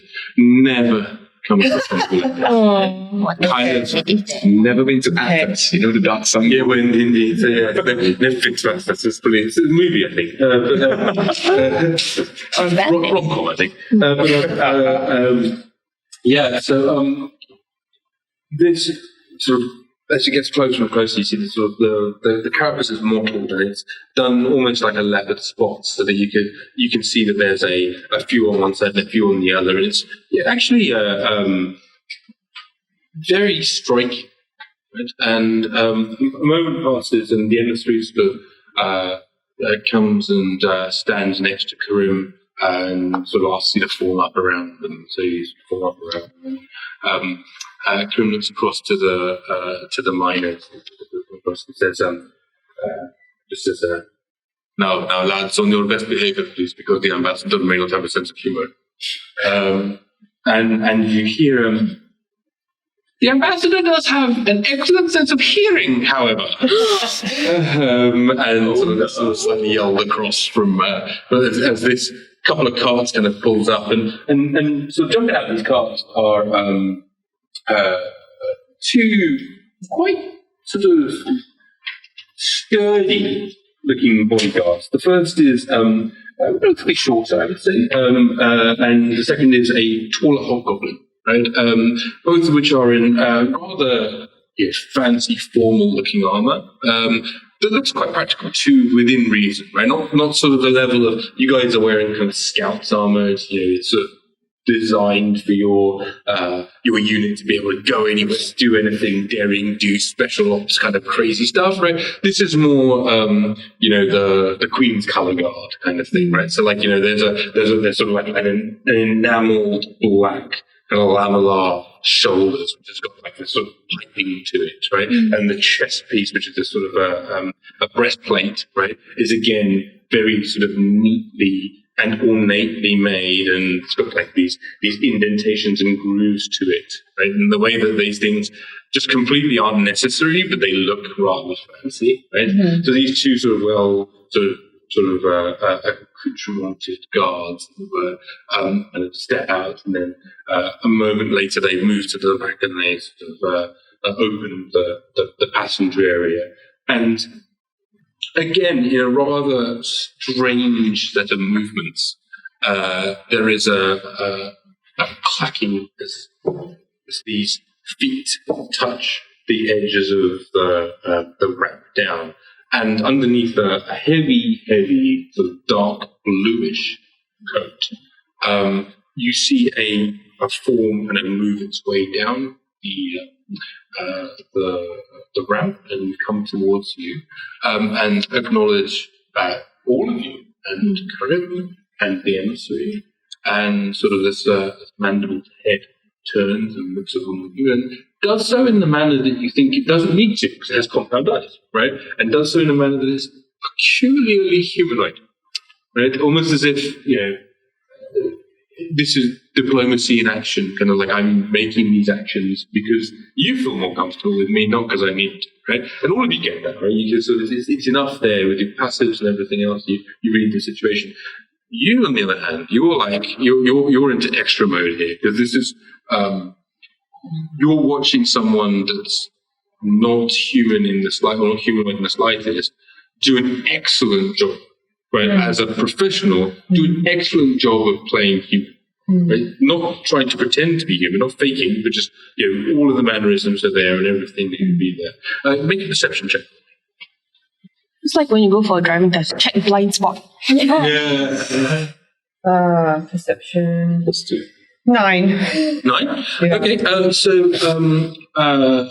you don't really get too much more than that, because I think you're just more watching and you're a little entranced by this. It's quite it's as a professional at this, it's quite interesting watching another pro at this. Right? Yeah, you're wondering what it would be like to pretend to be an insectoid, right? Yeah, It's like, how would that work? And how would, so what's the... Please tell me you're doing that. No, okay, so at the same point, so the ambassador looks across and says, Karim, it is most kind of you to have offered to host this meeting between our nations, Karim. Thank you. And looks over to her two guards and says, Ilan, Satat, please make yourselves at home and comfortable. I'm sure the emissary and I have many discussions to have. And looks at the emissary and just makes a respectful bow and sort of, strangely enough, moves her hands into an odd position. And as he moves the hands up in, so you can see under the flowing robes, the hands are in two sort of strange positions, and then you can clearly see there is another pair of hands coming out the thorax. And these are insectoid hands, but they end in digits with an articulating thumb, right? That are moved into a slightly different position. And sort of bows and then sort of turns and looks at Karim, and Karim says, yes, of course, Ambassador, whatever you wish. Please, Ila Satat, my pleasure to make your acquaintance. May I introduce you to the honor guard from, and as he does a brief introduction with you guys, the emissary and the ambassador going to step off, falling into pace with each other, side by side. They're not even really speaking with each other, but again, just like a very diplomatic sort of step into the office, and the door is shut. I'm sorry. Can I ask at this point, how thick do I think the walls of the office are, the stone walls? So you'd been inside and you've got a great memory. So I would say probably close to, from a brief look, they are a brick size, I would say. So maybe a large brick, like a masonry brick. So what's that? 30 centimeters or so, maybe 20 centimeters, less than that. How much is that in feet? I actually went into I thought maybe about 12 inches or so, and then I was like, okay, that's 30 centimeters. Okay. Yeah. Okay. But even that seems a bit large. But yeah, sort of, 9. Okay. I observe where it looks like the ambassador's going to sit in case I need to send her a message. Okay, gotcha. Yeah. Right. Okay. It's not. There's no windows of notice. It's just solid stone brick. But yeah, I got it. Okay. That's fair. Good point. So you take a moment, you chat with Ilan Zatat and sort of talk about things, and you kind of see that they are a little standoffish, but not hostile. They just they're clearly not taking the instruction to stand at ease.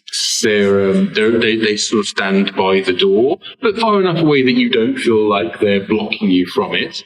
Right? They're sort of being suitably, diplomatic, but they're stood there. They're looking around and keeping a watch.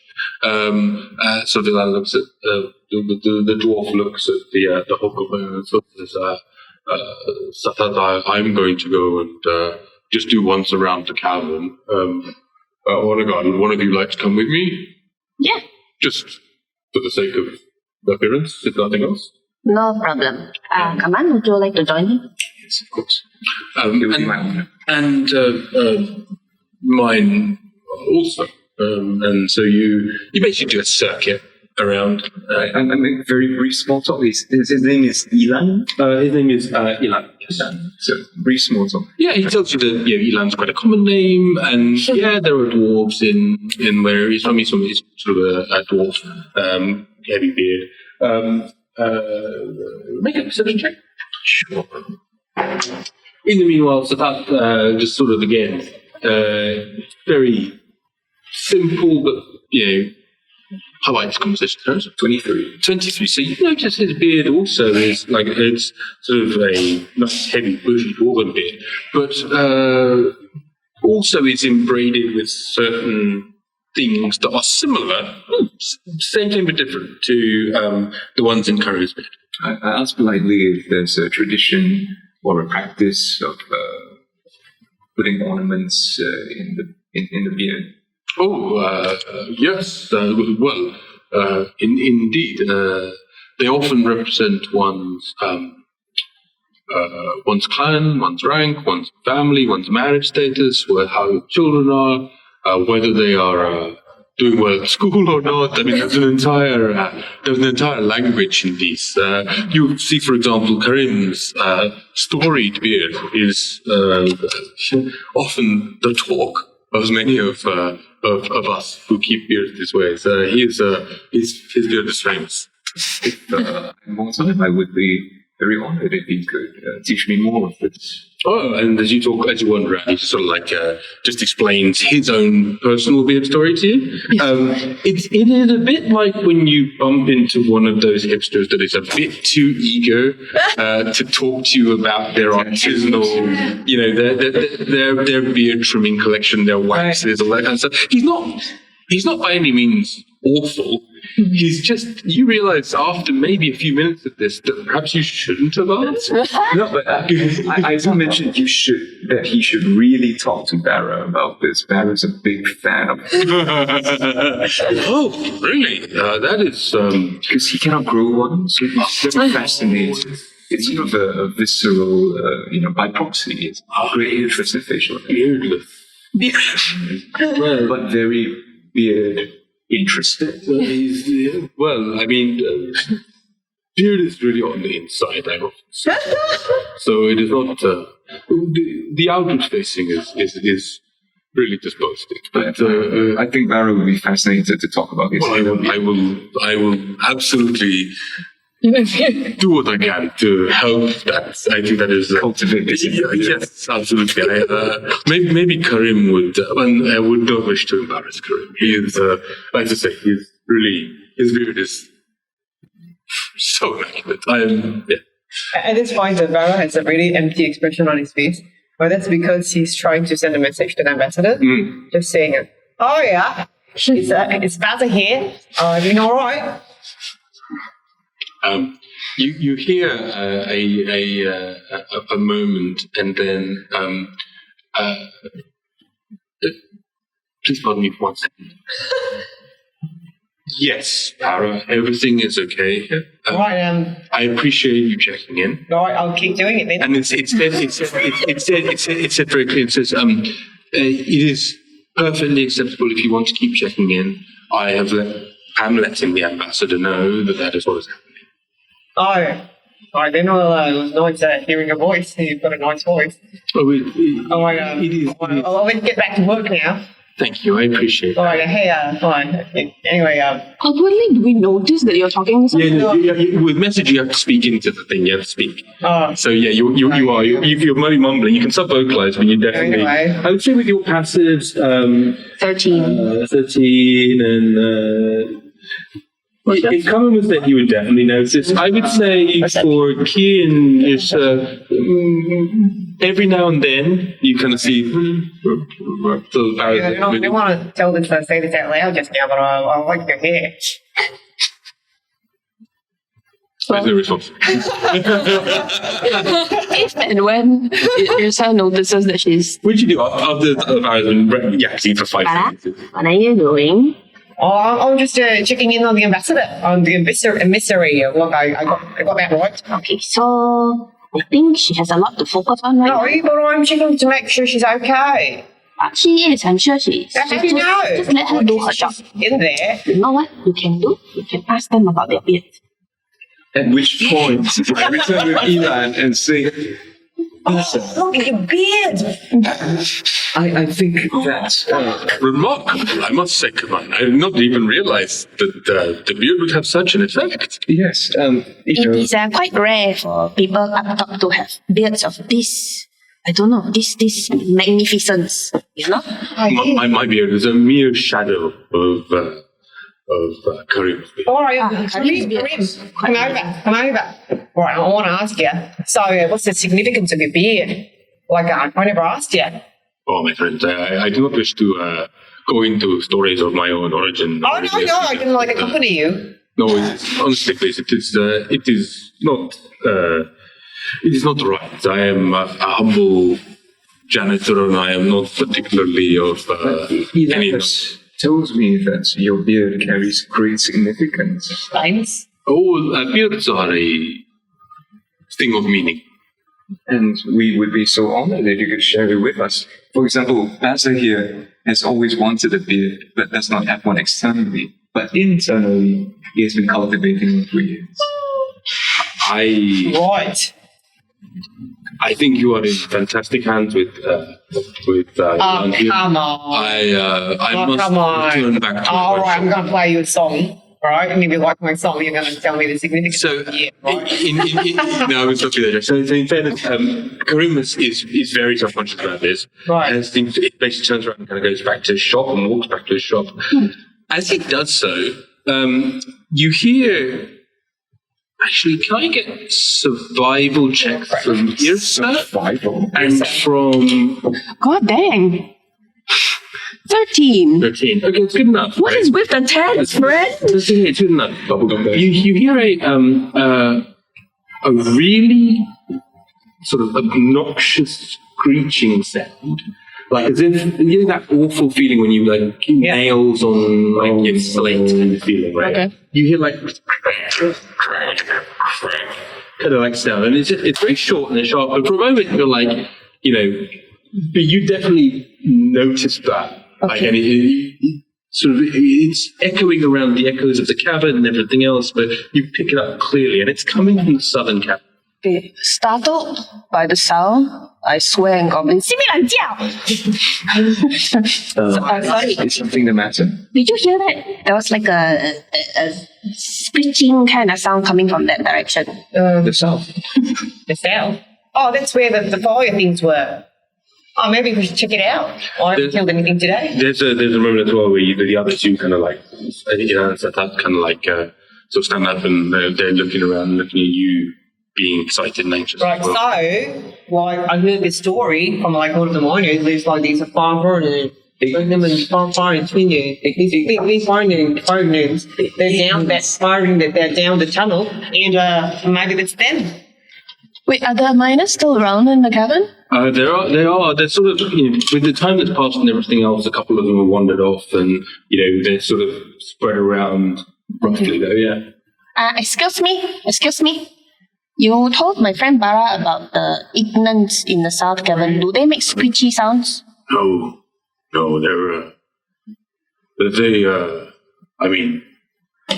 they speak languages. Okay. Mostly pointy stick languages. They speak. Polish dick languages? Pointy stick. Oh, okay. Spears. Right. That makes more sense. Right. Well, I think we should go check it out. It's a Polish dick. What was that sound anyway? I don't know. I was wondering if you know, because you're, local. Sounded unfriendly though. I think I'll stay here. All right, let's go. Come on, then. Come on. Oh, Come on, I want to Ilan and They're looking at you to watch you, but also you can see that Stat has basically started to walk towards the main cabin floor, and is sort of looking carefully. As looking at you, it's sort of then points at one of you and then points at the door and says, "Let's stand by the door," as if to say, "One of you, one of me," and we'll guard the door. Kaman, since you can reach far, you stay with the dog.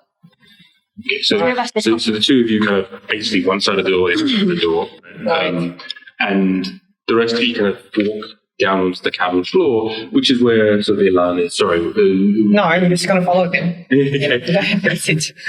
You were sorry? I'm just going to follow them. Go ahead. No worries. Just stay far behind them. All right, you girls go first. Go on then. We know the drill. Ladies first. Neither discretion nor valor. So, Come on, shot squat. Let's go. So as you kind of like head towards this, you hear that noise again, and it sort of feels.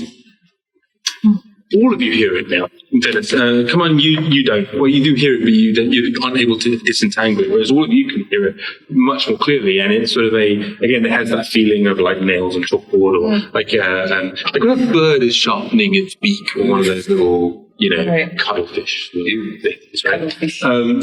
I don't know, not cuttlefish, are they? The little shells. We do, Singaporeans eat lots of cuttlefish. That's not what I meant. I meant like birds sharpening their... Cuttlefish. Cuttlefish? What? I like cuttlefish. Cuttlefish?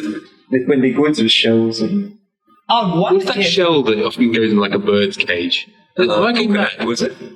Okay, right. Shell in a bird cage. Okay, never mind. I will find for next session. I will find a picture and Cheryl will put it up. So you'll know what the hell I'm talking about. I'm not crazy. I promise. It's like a parrot use anyway.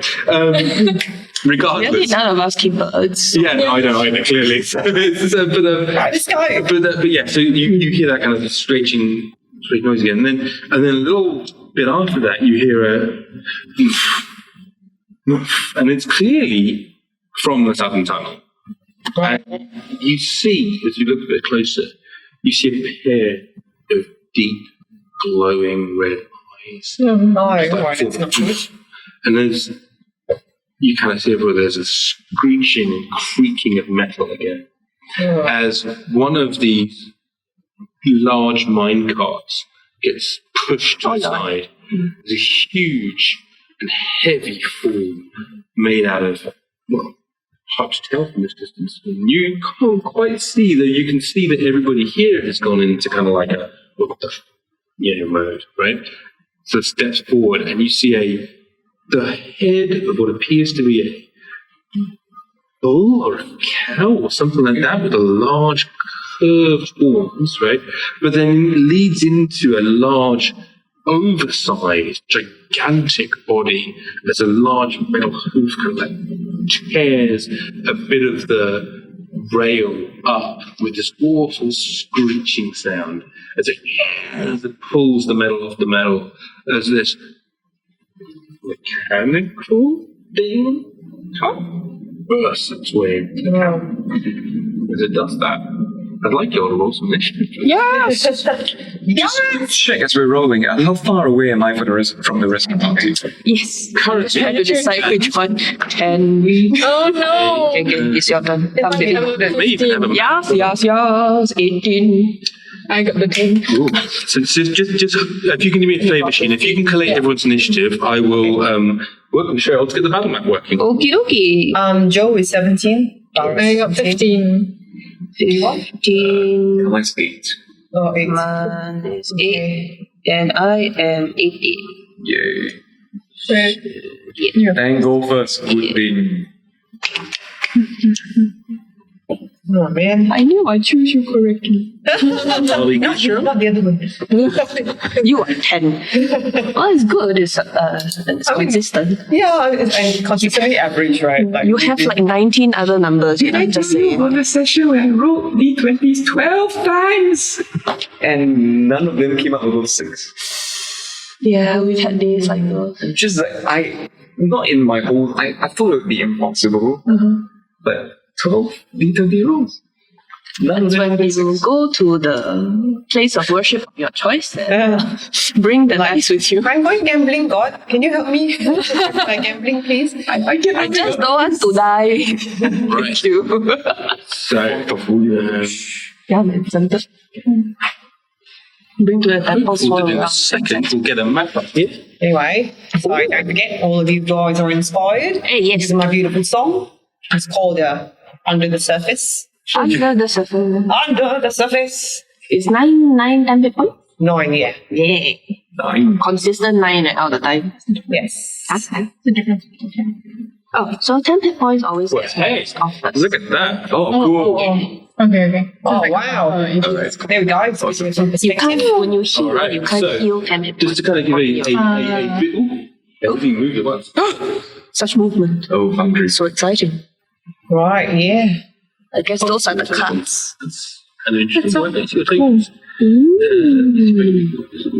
We have 52 followers. Yay! Thank you. Thanks, guys. Thank you, everyone that followed us. Check the chat. Acoustic Wen and Branch 1408 and Well, thank you, guys. Hogwarts and Cheng Junho and everyone that's following us. I actually know a couple of them. Hi, Wen. Hey, guys. Thanks for watching hey, this. man. Hey, Case. My accent's Thanks for getting watching, better. Casey. And Thanks, Steve, guys. hey. Hey, shout out to you. Hello, everyone. And to happily expose their real selves. That's true. That's Following true. names. All right, no worries. Not a lot. Come on, let's go. We're live. Okay, so you are all. See where that roughly that hobgoblin is? I've no idea why we're not visible, and good for Foundry, but there we go. What is happening with those two figures? Those two figures are right. So the figure that is the lower one. Inside that roof is Karim, who is there with 4 or 5 other miners, and there is the hobgoblin that you can see to the right. There is Safat. You are all around him. It's just that for some great reason you're not going to be visible in Foundry because I'm not good with computers. It turns out. All right. Technical difficulties. DMs worldwide who use Foundry. Yeah, we commiserate. That's it. It's at least performant. Now, that being said, far to the south of you, you can see that there is a down near the bottom is where the tunnel opens, and coming into there, really looking rather dashing. Dashing. I would say dashing is A metal bull? Is that a what large metal bull indeed.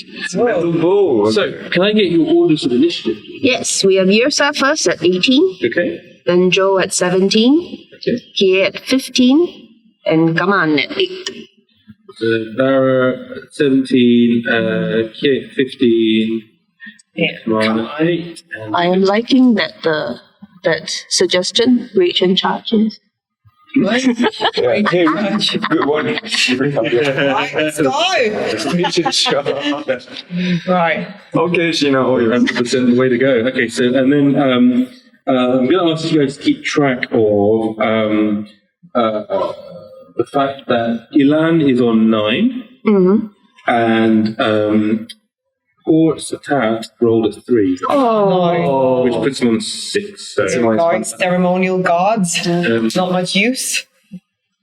unfortunately, the thing that goes first, however, Oh, no. It's Mecha Cow. is Mecha Cow. So Mecha Cow takes a moment and sort of begins to move forward and keeps pouring, and you can hear this like as it kind of like just rips it sort of moves across the wood and the metal that holds together these rails, and then sort of glaring and lancing across, it sort of locks eyes on your party and begins to roar and charge forward.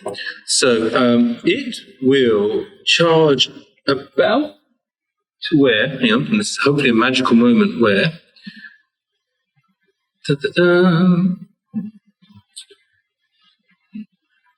oh yeah, there is one. All right. I wish we could see. I'm hopeful there's one there here. Huh? You'll hear soon. Okay. I'm hopeful one's here. You can do it. Or you can describe it. Oh. Yeah. Okay, you know what? I'm just going to describe it. We'll just work with rough things on this map. But so as it did with the mind, everyone. So anyway, so it kind of charges forward, and it's about sort of like 50 or 60 feet away. So it kind of moves forward, and it just moves to within about 15 or 20 feet of you. And as it does so, there's a trumpeting sound come out of its nostrils as it exhales this huge cloud of gas towards you all. Right. Everybody except for Kaman and Ilan, who I think is your Kaman and yeah, Ilan by the door. yeah. So I need everybody to make a Constitution saving throw. You can Oh 20 no. plus 7, 27. 20. I'm 8. Oh no. Pass. Wait, plus your. That's alright? Yeah. Yeah, that's I rolled a 5. Oh, okay. So you fail. I will roll for that also fails. So each of you, specifically Barra, you and Yrsa, you take a half breath of this sort of gas, and you feel this disgusting, but also it's almost like it numbs the inside of your nostrils. But you manage to like push it away, and you like take half a moment, and you push your cloak up around your face, almost in a very dashing kind of manner. Especially you, Barra. Using my hands. Yeah. You're looking for your light, right? But as you do so, you manage to avoid any particular ill effects. Right. However, you are feeling something slightly different. You take a deep breath, and this feeling of constriction comes across you as this numbness starts to push its way through your system. You're currently going to be restrained, and you start to feel that your body is slowing down.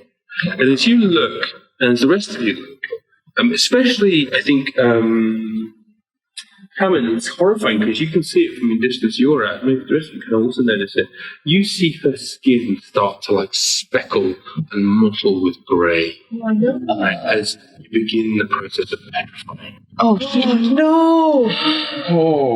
You're restrained, and at the end of your turn, I need you to make another Constitution save, please. Oh, crap. Not now. Oh, no. At the end of your turn. Alright. So, on that note, however, you also notice the same thing happened with Zatat, right, who was also takes half a breath and looks around, and there's a panic on his face as you see that almost half his face just begins to start turning grey, and these lines just like extend across it. Yrsa, your action. This thing is about 20-ish feet away. This air is now dissipating around you as you sort of like hear this roar of like anger from it. Okay, so is the cloud still in the area, or has It's sort of, imagine it's breathed at you, and then Yeah. the cloud is beginning to fall to the ground. So it's not going to affect you. It's not a permanent aura. Okay. It's more like a breath. Can I just check the distance? So basically, Kaman wasn't affected. Carl wasn't affected because he's back up here by the door. Right. And you guys are kind of here, and the creature's now about here. Which is about 50 feet away, or? The creature's about 20 feet away 20 from you feet now. away, okay. So you're maybe like 3 or 4 feet back from the main crew as you're holding back. Right. But yeah. Okay. Okay, so it's very clear to me what I have to do.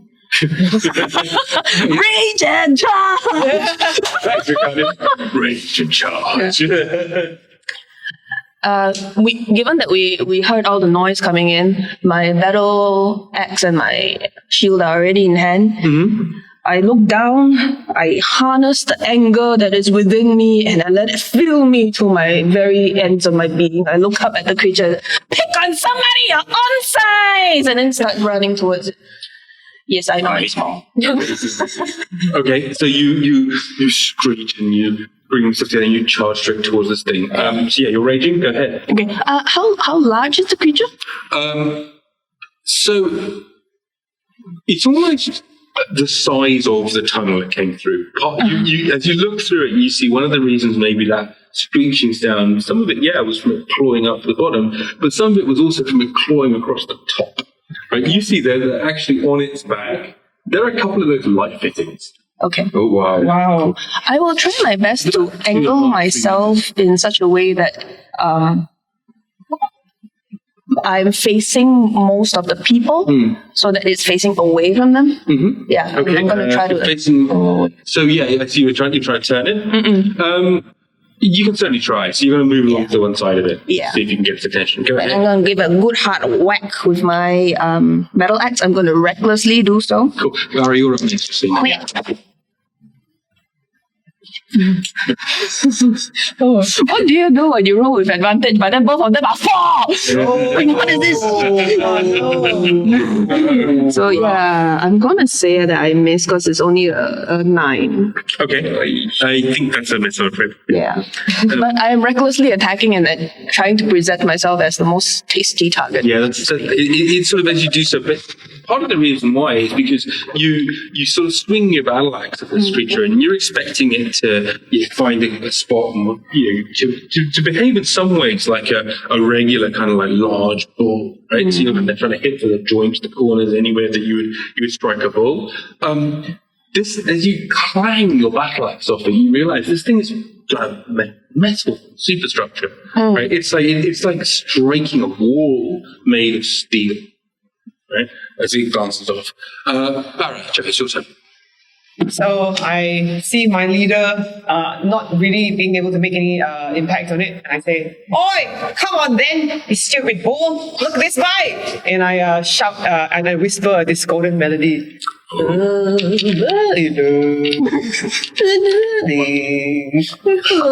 for your touch. And I didn't get that until right at the end. I was like, "Oh, fantastic." Dissonance whispers. Let's see if you got a brain. And let's. It has to roll a spell save DC 15. For any of our viewers who are younger than 30, you need to go look the Righteous Brothers up. But that's Wisdom save. We'll just say 15. yes. I need to do. Wisdom is no, it doesn't make it. All right, 3d6 psychic damage, and it has to move away from me on its reaction if available. It does direction available, yeah. Okay. Hang on, I'm rolling. 13. 13, okay. Psychic. So there's a half moment as this sort of creature, bestial and not, looks at you with eyes that are filled with just confusion and a half moment of like, and that sound. And that sound, it's sort of like, you see the eyes like, there are drips of like some mechanical dark fluid coming from its ears or whatever as it turns and then attempts to like move straight away. So basically almost like down the tunnel, but then doesn't really want to go down the tunnel, so just kind of moves down towards this way, off towards that set of crates that are on the right hand side. Absolutely. So as it kind of moves and charges off in that direction, you'll get an attack of opportunity, right? Come on, Yrsa. Yes, I will attempt to. Let me double check. So is it now afraid of you, or is it just that for that round it needs to move away from you? I roll a 1. It just moves away from me. I roll a 1. It's not afraid.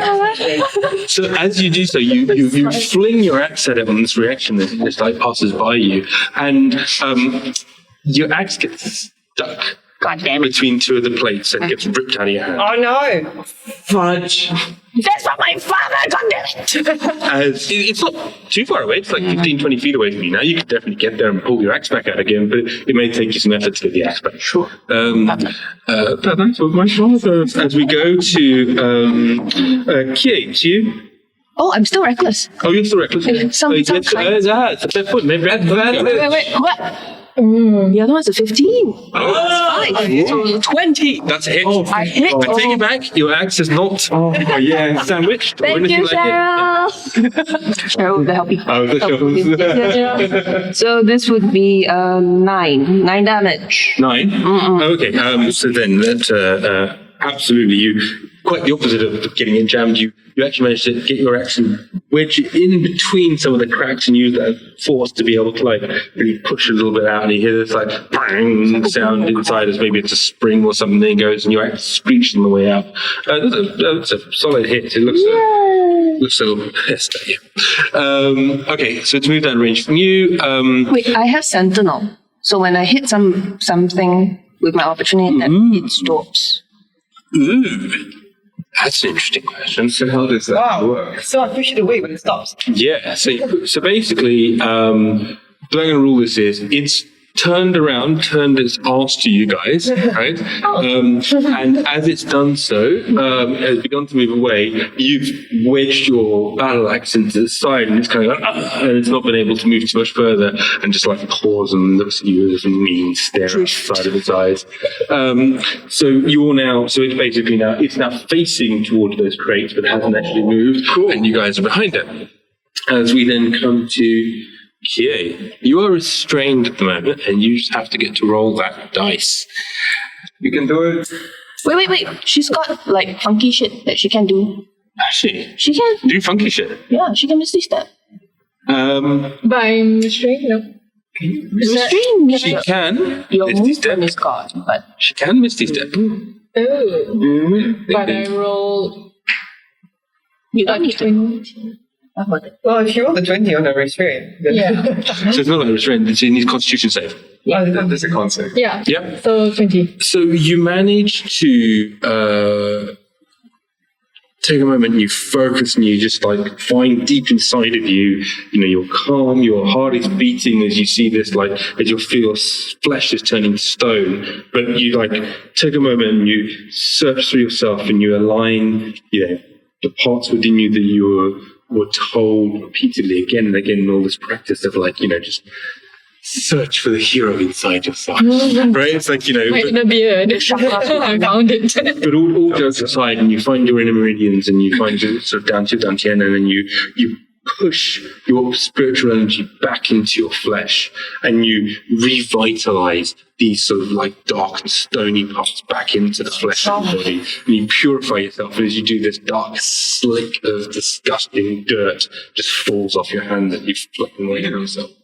I would just like to point out that our DM just said the word dungeon. What? Well done. Hey. So that is the end of your turn, but you are no longer petrified and you are no longer restrained. Hey. As we then go to Ilan. Ilan looks... Oh, sorry. Yes. Is it done? Yeah, it's done. So, Kaman, you're up next. Yeah. So Ilan looks at you and says, you go. I'll stay. I'll protect them. Thank you. And he sort of pulls out a sort of short blade and like readies a shield, and the blade sort of like is sharp, kind of more like just like a large parang, essentially, like sort of a long kind of like machete-like implement with just a handle, no crossguard. But if a machete was like 4 foot long. Right, so the blade's not that much shorter than he is, right? So, and so he's there and he's sort of ready and sort of looking to defend. And he goes, I'm not sure a sharp weapon's going to cut this one, but do what you can. It's you, Kaman. Kaman steps forward to the east, up against the crates, so that everyone's about 30 feet away from me. Mm-hmm. First thing he does is that he closes his eyes. So about here? Yeah. Okay. Yeah. So basically, leaning around the crates, he closes his eyes and looks using Einar vision. He takes the entropy that surrounds the area and concentrates it in the metallic beast. He hexes it. Mm-hmm. Okay. It's now hexed with his bonus action. Okay. For his action, he then seeks out all the positive energy and then coalesces it in 3 figures: Yrsa, Kie, and Satar. Okay. They're the rest. He's turning the stone. Dude needs to be careful. So there is a moment where, and you've become a bit used to this feeling because you've had it. So he's done this before. But there is a moment where you see it in Satat's eyes. They just turn. The irises just turn ever so slightly golden for half a second, right? And then just flash back to your normal, and you feel a sense of the hands of destiny on your shoulders. So you felt this before. You're sending a blessing of destiny. You done? Okay, so that is. Sorry about that. I shouted. That is your turn. And let's see. Turning the stone. Well, let's see how destiny does for Satat. Destiny does badly. Oh no. Before, no. Maybe. Oh no. He's gonna turn into a stone panda. There is a moment where the eyes glow with that golden light, and it's almost like the glow is like holding back the slow transformation on his skin into stone, and the glow just gets brighter and brighter and more intense, and you think for a moment it's winning and it's pushing it back, and then there's a half a moment of like this glow just gets unbearably bright around his face, and then collapses as Satat's form is in this agony, holding his hands up like this, this agony, and frozen for all time as stone. Oh no. Wasted my blessing. You try. Well, that's D&D, folks. So along those notes, the Gorgon turns back, paws back at you, and looks.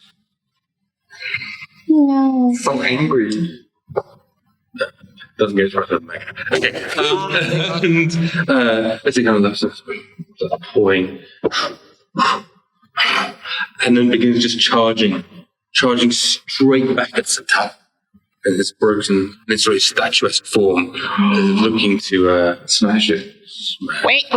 You can't just anyhow charge. Okay, I'm right there. Okay, so it's correct. So it's turned around and it's looking to charge. Oh no. Are you raging? I am raging, but I cannot. I have to activate the reckless on my turn, I think.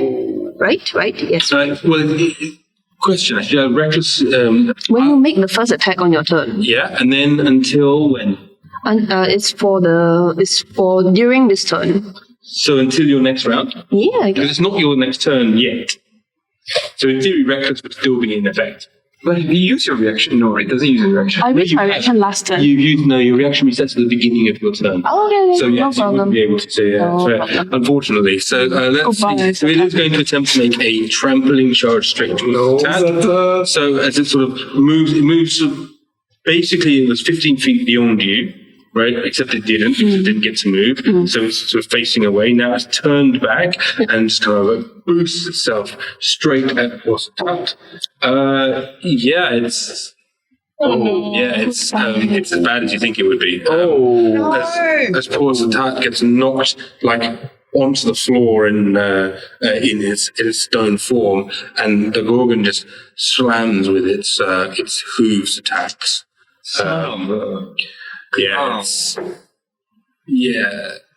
And it's a stone statue, isn't it? So, Does it have toughness? it does, but not enough, I'm afraid. And you see there's a point where this large hoof that's been able to rip up this railway is able to, stick itself through a large cavern wall just with its power. It just doesn't even really think too hard about it, and just slams down with a hoof towards the tower. And he's shattered into 4 pieces. Oh, shit. It's pretty horrifying. At that point, the Gorgon just looks and just bears its look straight into you, as if it's like you're next. And we go to Yrsa. Your turn. He was just doing his job. It was like 15 feet away from you right now. Okay. Come, you have been with me the longest. Let's go. Okay lah, better. 20! Hey, definitely hit. Yeah. I'm going to do the same thing that I did just now, which is to try to get on an opposite side of the creature as much as possible. Well, you currently are. You're currently facing its ass. Yeah, as in like get so sort of like away from my companions Okay. with the guy in between, and then that kind of situation. So me, the Gorgon, and then the rest of the Peter. So basically, if you were here, then the Gorgon would be here, and sorry, if the party's here from me, the Gorgon's here. Where are you going to go? I'm gonna try to either go here. If I can't reach, then I'll be here. Yeah, you can definitely go here. Okay, cool. In case you're wondering, you're pointing at the screen. Yeah, sorry, we haven't done that on the screen here. It's the south of the creature. Yeah, that makes a lot of sense. So yeah, so basically, so you would then be, let's say, around here, and practically speaking, you approach the rear end of this very large gorgon, so you can't even really see your party. So it fills your view. Okay. What are you doing? Yeah. I'll go there. I'll swing my battle axe, and then with some kind of insane strength from a very small person, smash it up against one of the joints. Wait, let's see how much I do. 8 plus 5, so that's Nice. 13. 13, and then I will activate Fury of the Small. You are furious and you are small. Yes, that's another 4 damage. Okay. 17. Yeah. Nice. So you sort of take a real deep chunk into this flank. As again, a spray of really weird mixture of mechanical but also organic. It's like you've not really encountered this before, right? It's like this huge beast. It's awful. But yes. Yeah, I shout out to the others, stay on opposite sides of it, don't let him breathe on you! Yeah. I know that. Thank you. Go to Barra. Thank you. You're Freaking shit. Okay. Okay. I am going to. Since is it now no longer facing us, or is it still facing us? It is currently facing you guys, and it's just been attacked in the rear section by Yrsa. Oh well. Okay. I'm gonna tell it a joke. Alright. Hey. Okay. Ding dong. All right, I conjure some chimes. It's not a joke, it's a ding dong joke. Ding dong joke. All right, ding dong. All right, you can't answer, so I'm just gonna say for you, like, who's there?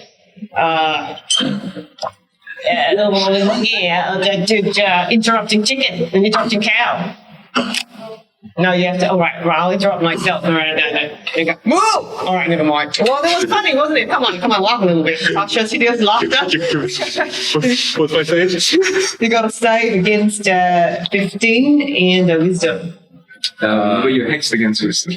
I'm hexed against wisdom. Oh no, I'm sorry. Yeah, wisdom. Yeah. Yes, so you were good to remind me of that because I rolled a 17 on the first dice and rolled a 3 on the second. Yes! There is a moment when. Yeah,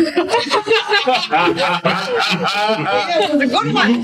Yeah, good on you. All right, I told you. Oh my God, I'm really. Yeah, thanks.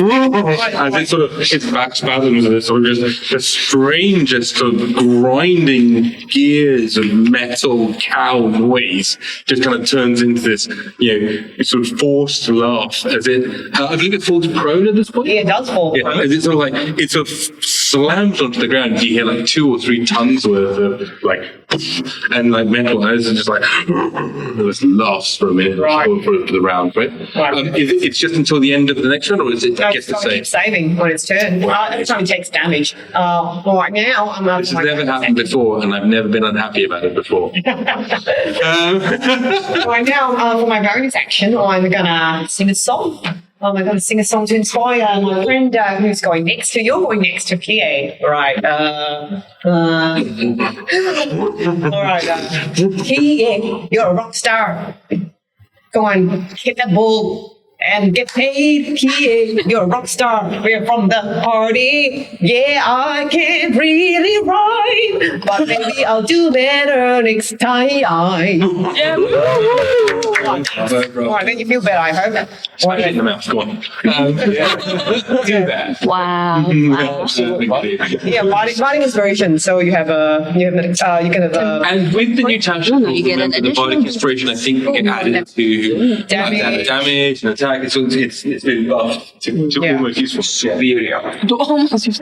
So you don't have to use it until you feel like you need to. yeah, 10 minutes of it. yeah. Okay.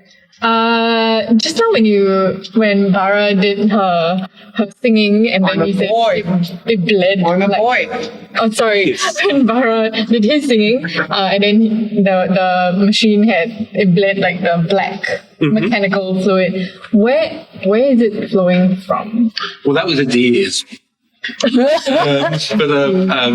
can you, you're trying to get at something with your question. What is he trying to get to? So basically, I want to use my fangs of the fire snake to try and set it on fire. Ah, I see. You can certainly try. Okay. Made of metal. So I decide to use my one key point to use my fangs of the fire snake. Go ahead. And am I in a position? Can I reach it? Yeah, you are. You can easily get into position to reach. I mean, you're sort of just slightly behind now the stony statue, as it were, the former statue, as it were, over here of Irlanda. So you can definitely move around the side of it. Okay, so I move to its side to get a clear shot of his bleeding ears, and I use my key point. Does it have to be used with a specific attack? Or it's So basically, the fangs of the fire snake change your regular attack to fire Okay. damage. You get a blessed die from him, which is an additional d4. So you roll this to attack, this to add to it, and then this you don't have to unless you roll. So roll those two together. Yeah, and those Okay. two together.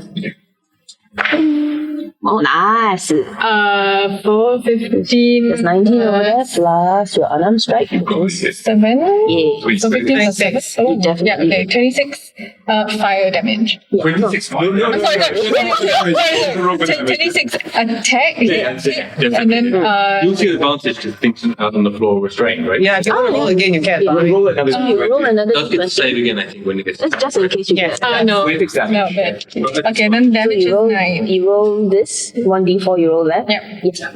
You need to roll it. I rolled it just now. Oh, okay. Yeah, I rolled it as a 4. Nice. Yeah, so 9, right? So it's plus 5, so it's 9. So 9 fire damage. I like it when the Roll for DM damage, roll is- for damage. Come on. Okay. She's doing 9 damage so far.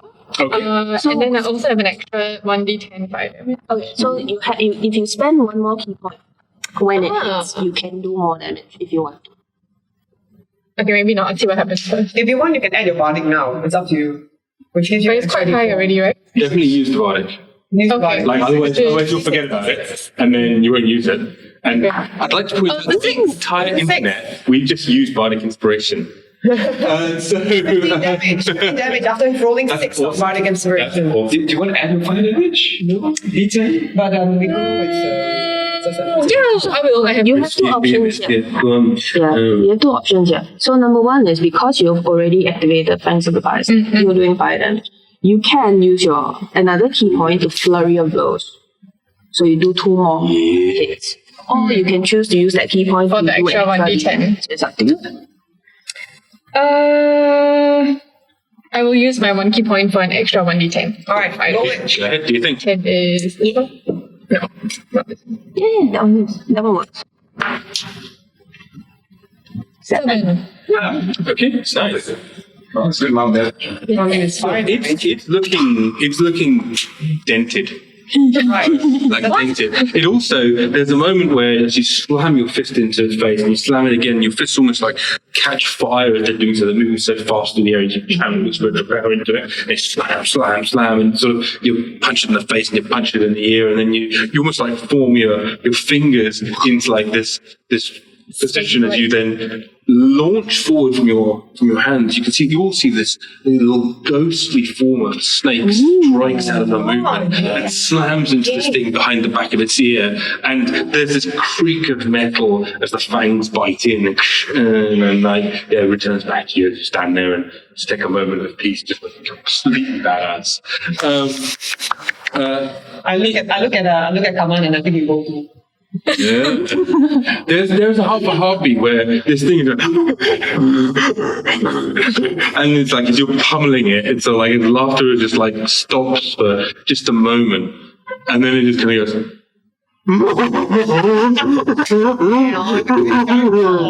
in sort of this strange contorted metal pain. Is it okay? I know Ilan's going next. Could I shout at him to grab Satan's body parts? Ilan actually, you do shut him, no problem at all. Ilan sort of yells at you and says, "No, I must protect the ambassador." Sure, I'll do it then.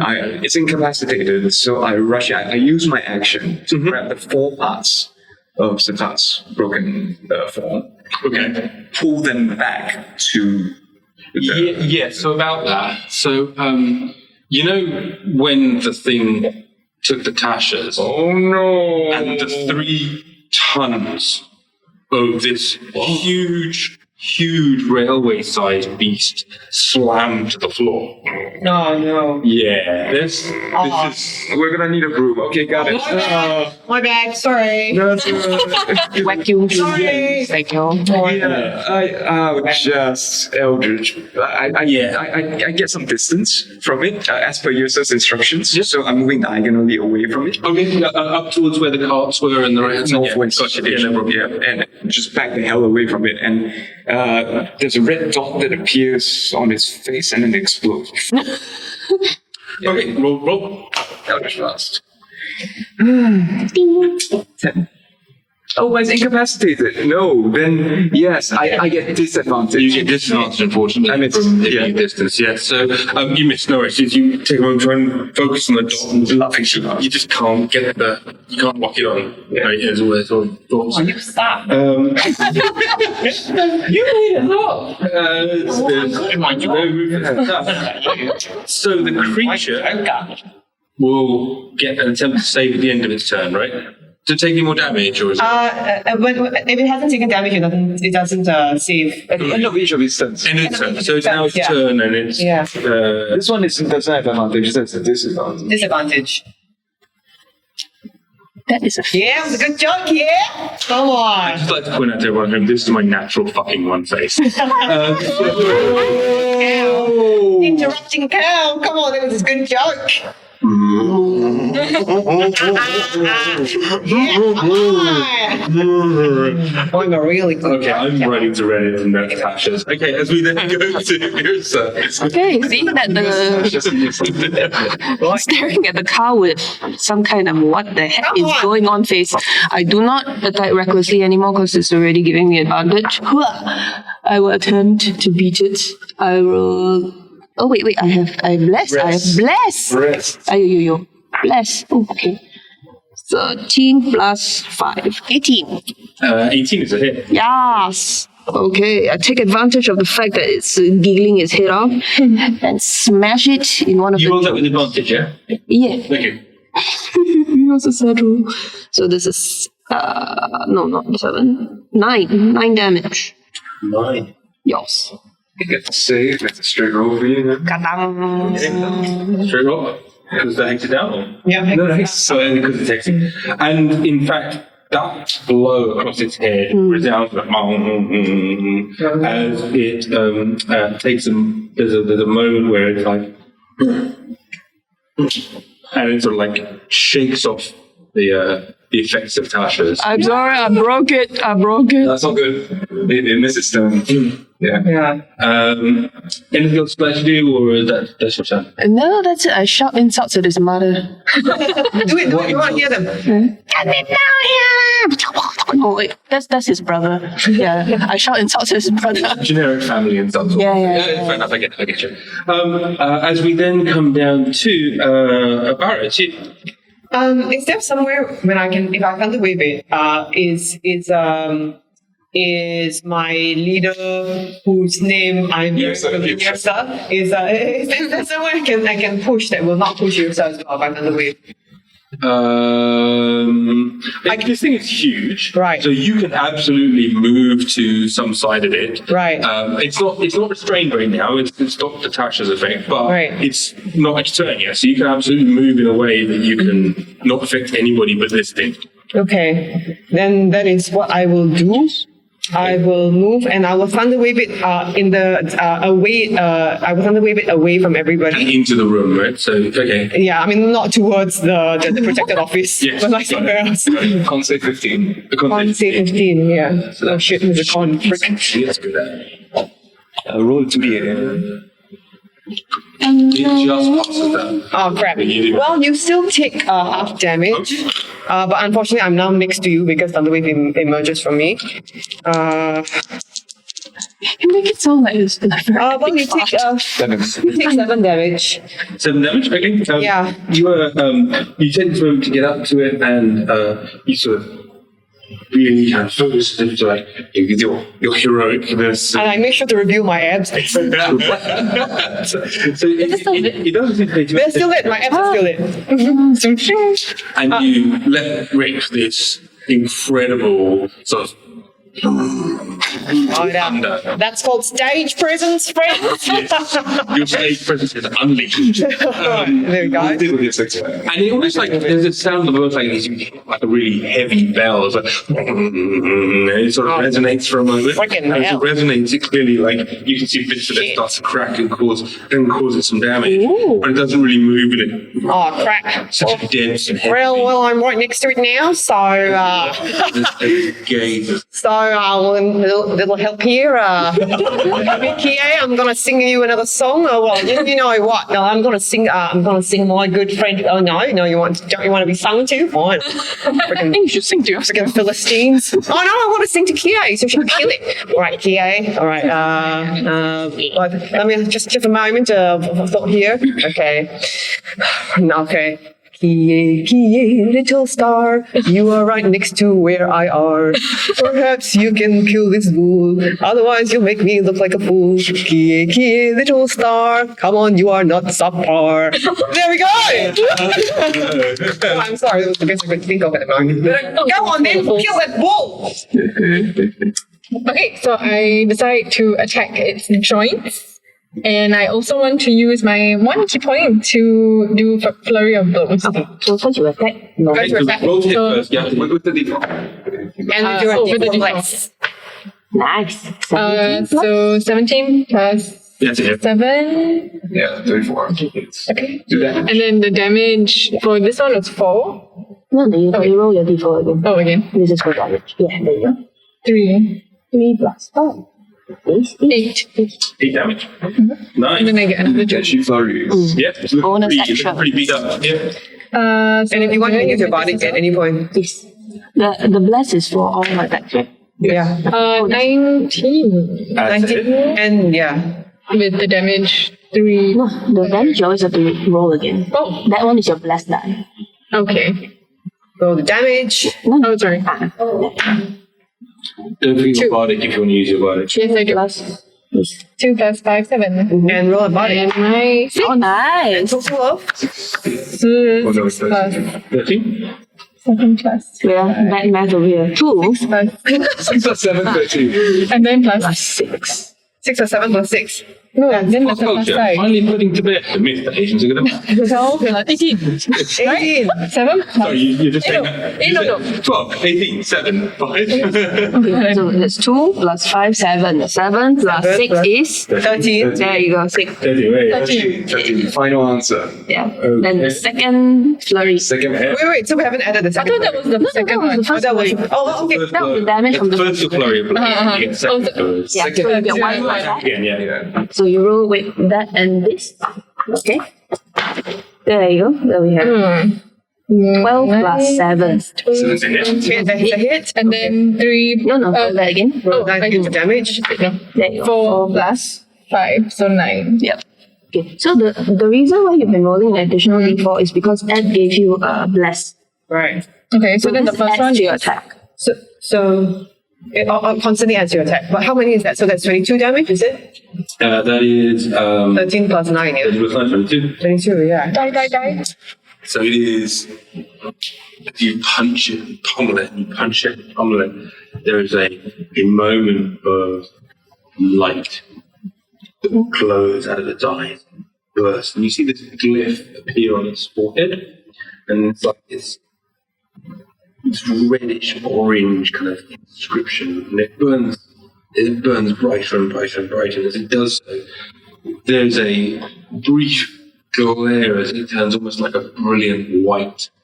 And then as it finishes, it forms white cracks across this entire thing's skin of metal that's already been pummeled and damaged and done it.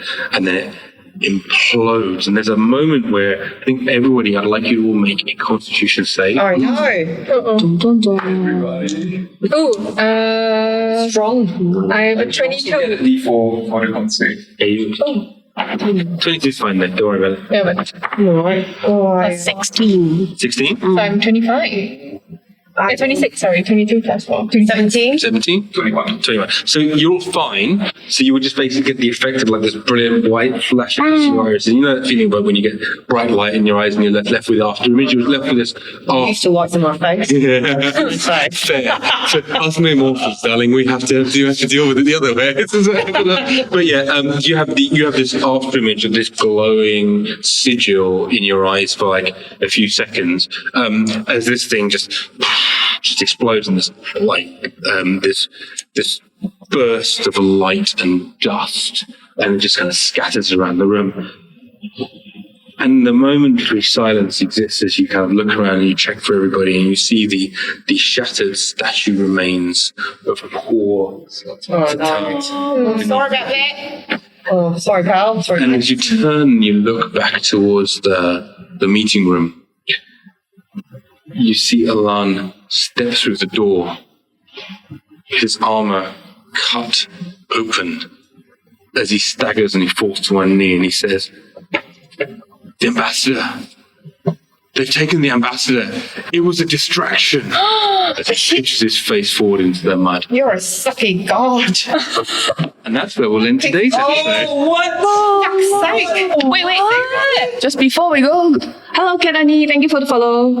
Hey, thanks everyone for watching, and we'll be back actually a little bit later this afternoon. So we're doing a little bit of a Christmas bonus to kind of get ourselves going. So give us about half an hour if you want to watch in. But otherwise, thank you very much for watching, everybody. We've been the Fourth Culture. My name's Ramji. I'm your DM. We have Joe Tan, I'm playing Barra. Lisa Yao, Okay. Sheena Chan, and Ed Choy.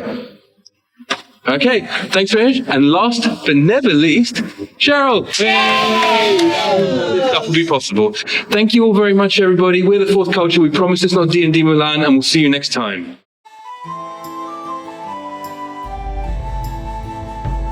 Behold, thine heroes as they observeth the troubled lands and stormy sea. They have no choice, it's national service for Marabanda Survey Team 3.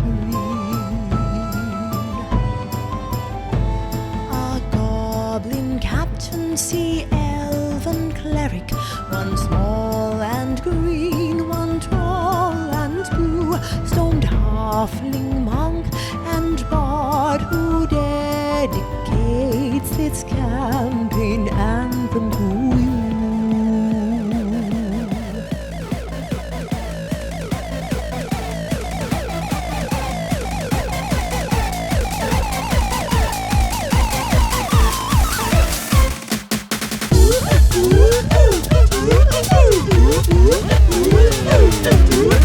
Embarrassing stuff, all these party who stream sweet D&D. The full culture is our name, but you can call us T4C. Asian influence on rule with less Eurocentricity. Now for some Asia Pen gang chants featuring Audi and Randy. One coffee Sihir Tabak for me. One coffee Sihir Tabak for me.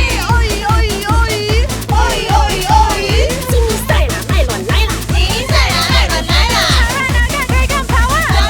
Dragon power. I sound quite transatlantic, actually. Anyway, this is our party and we're actually very fun.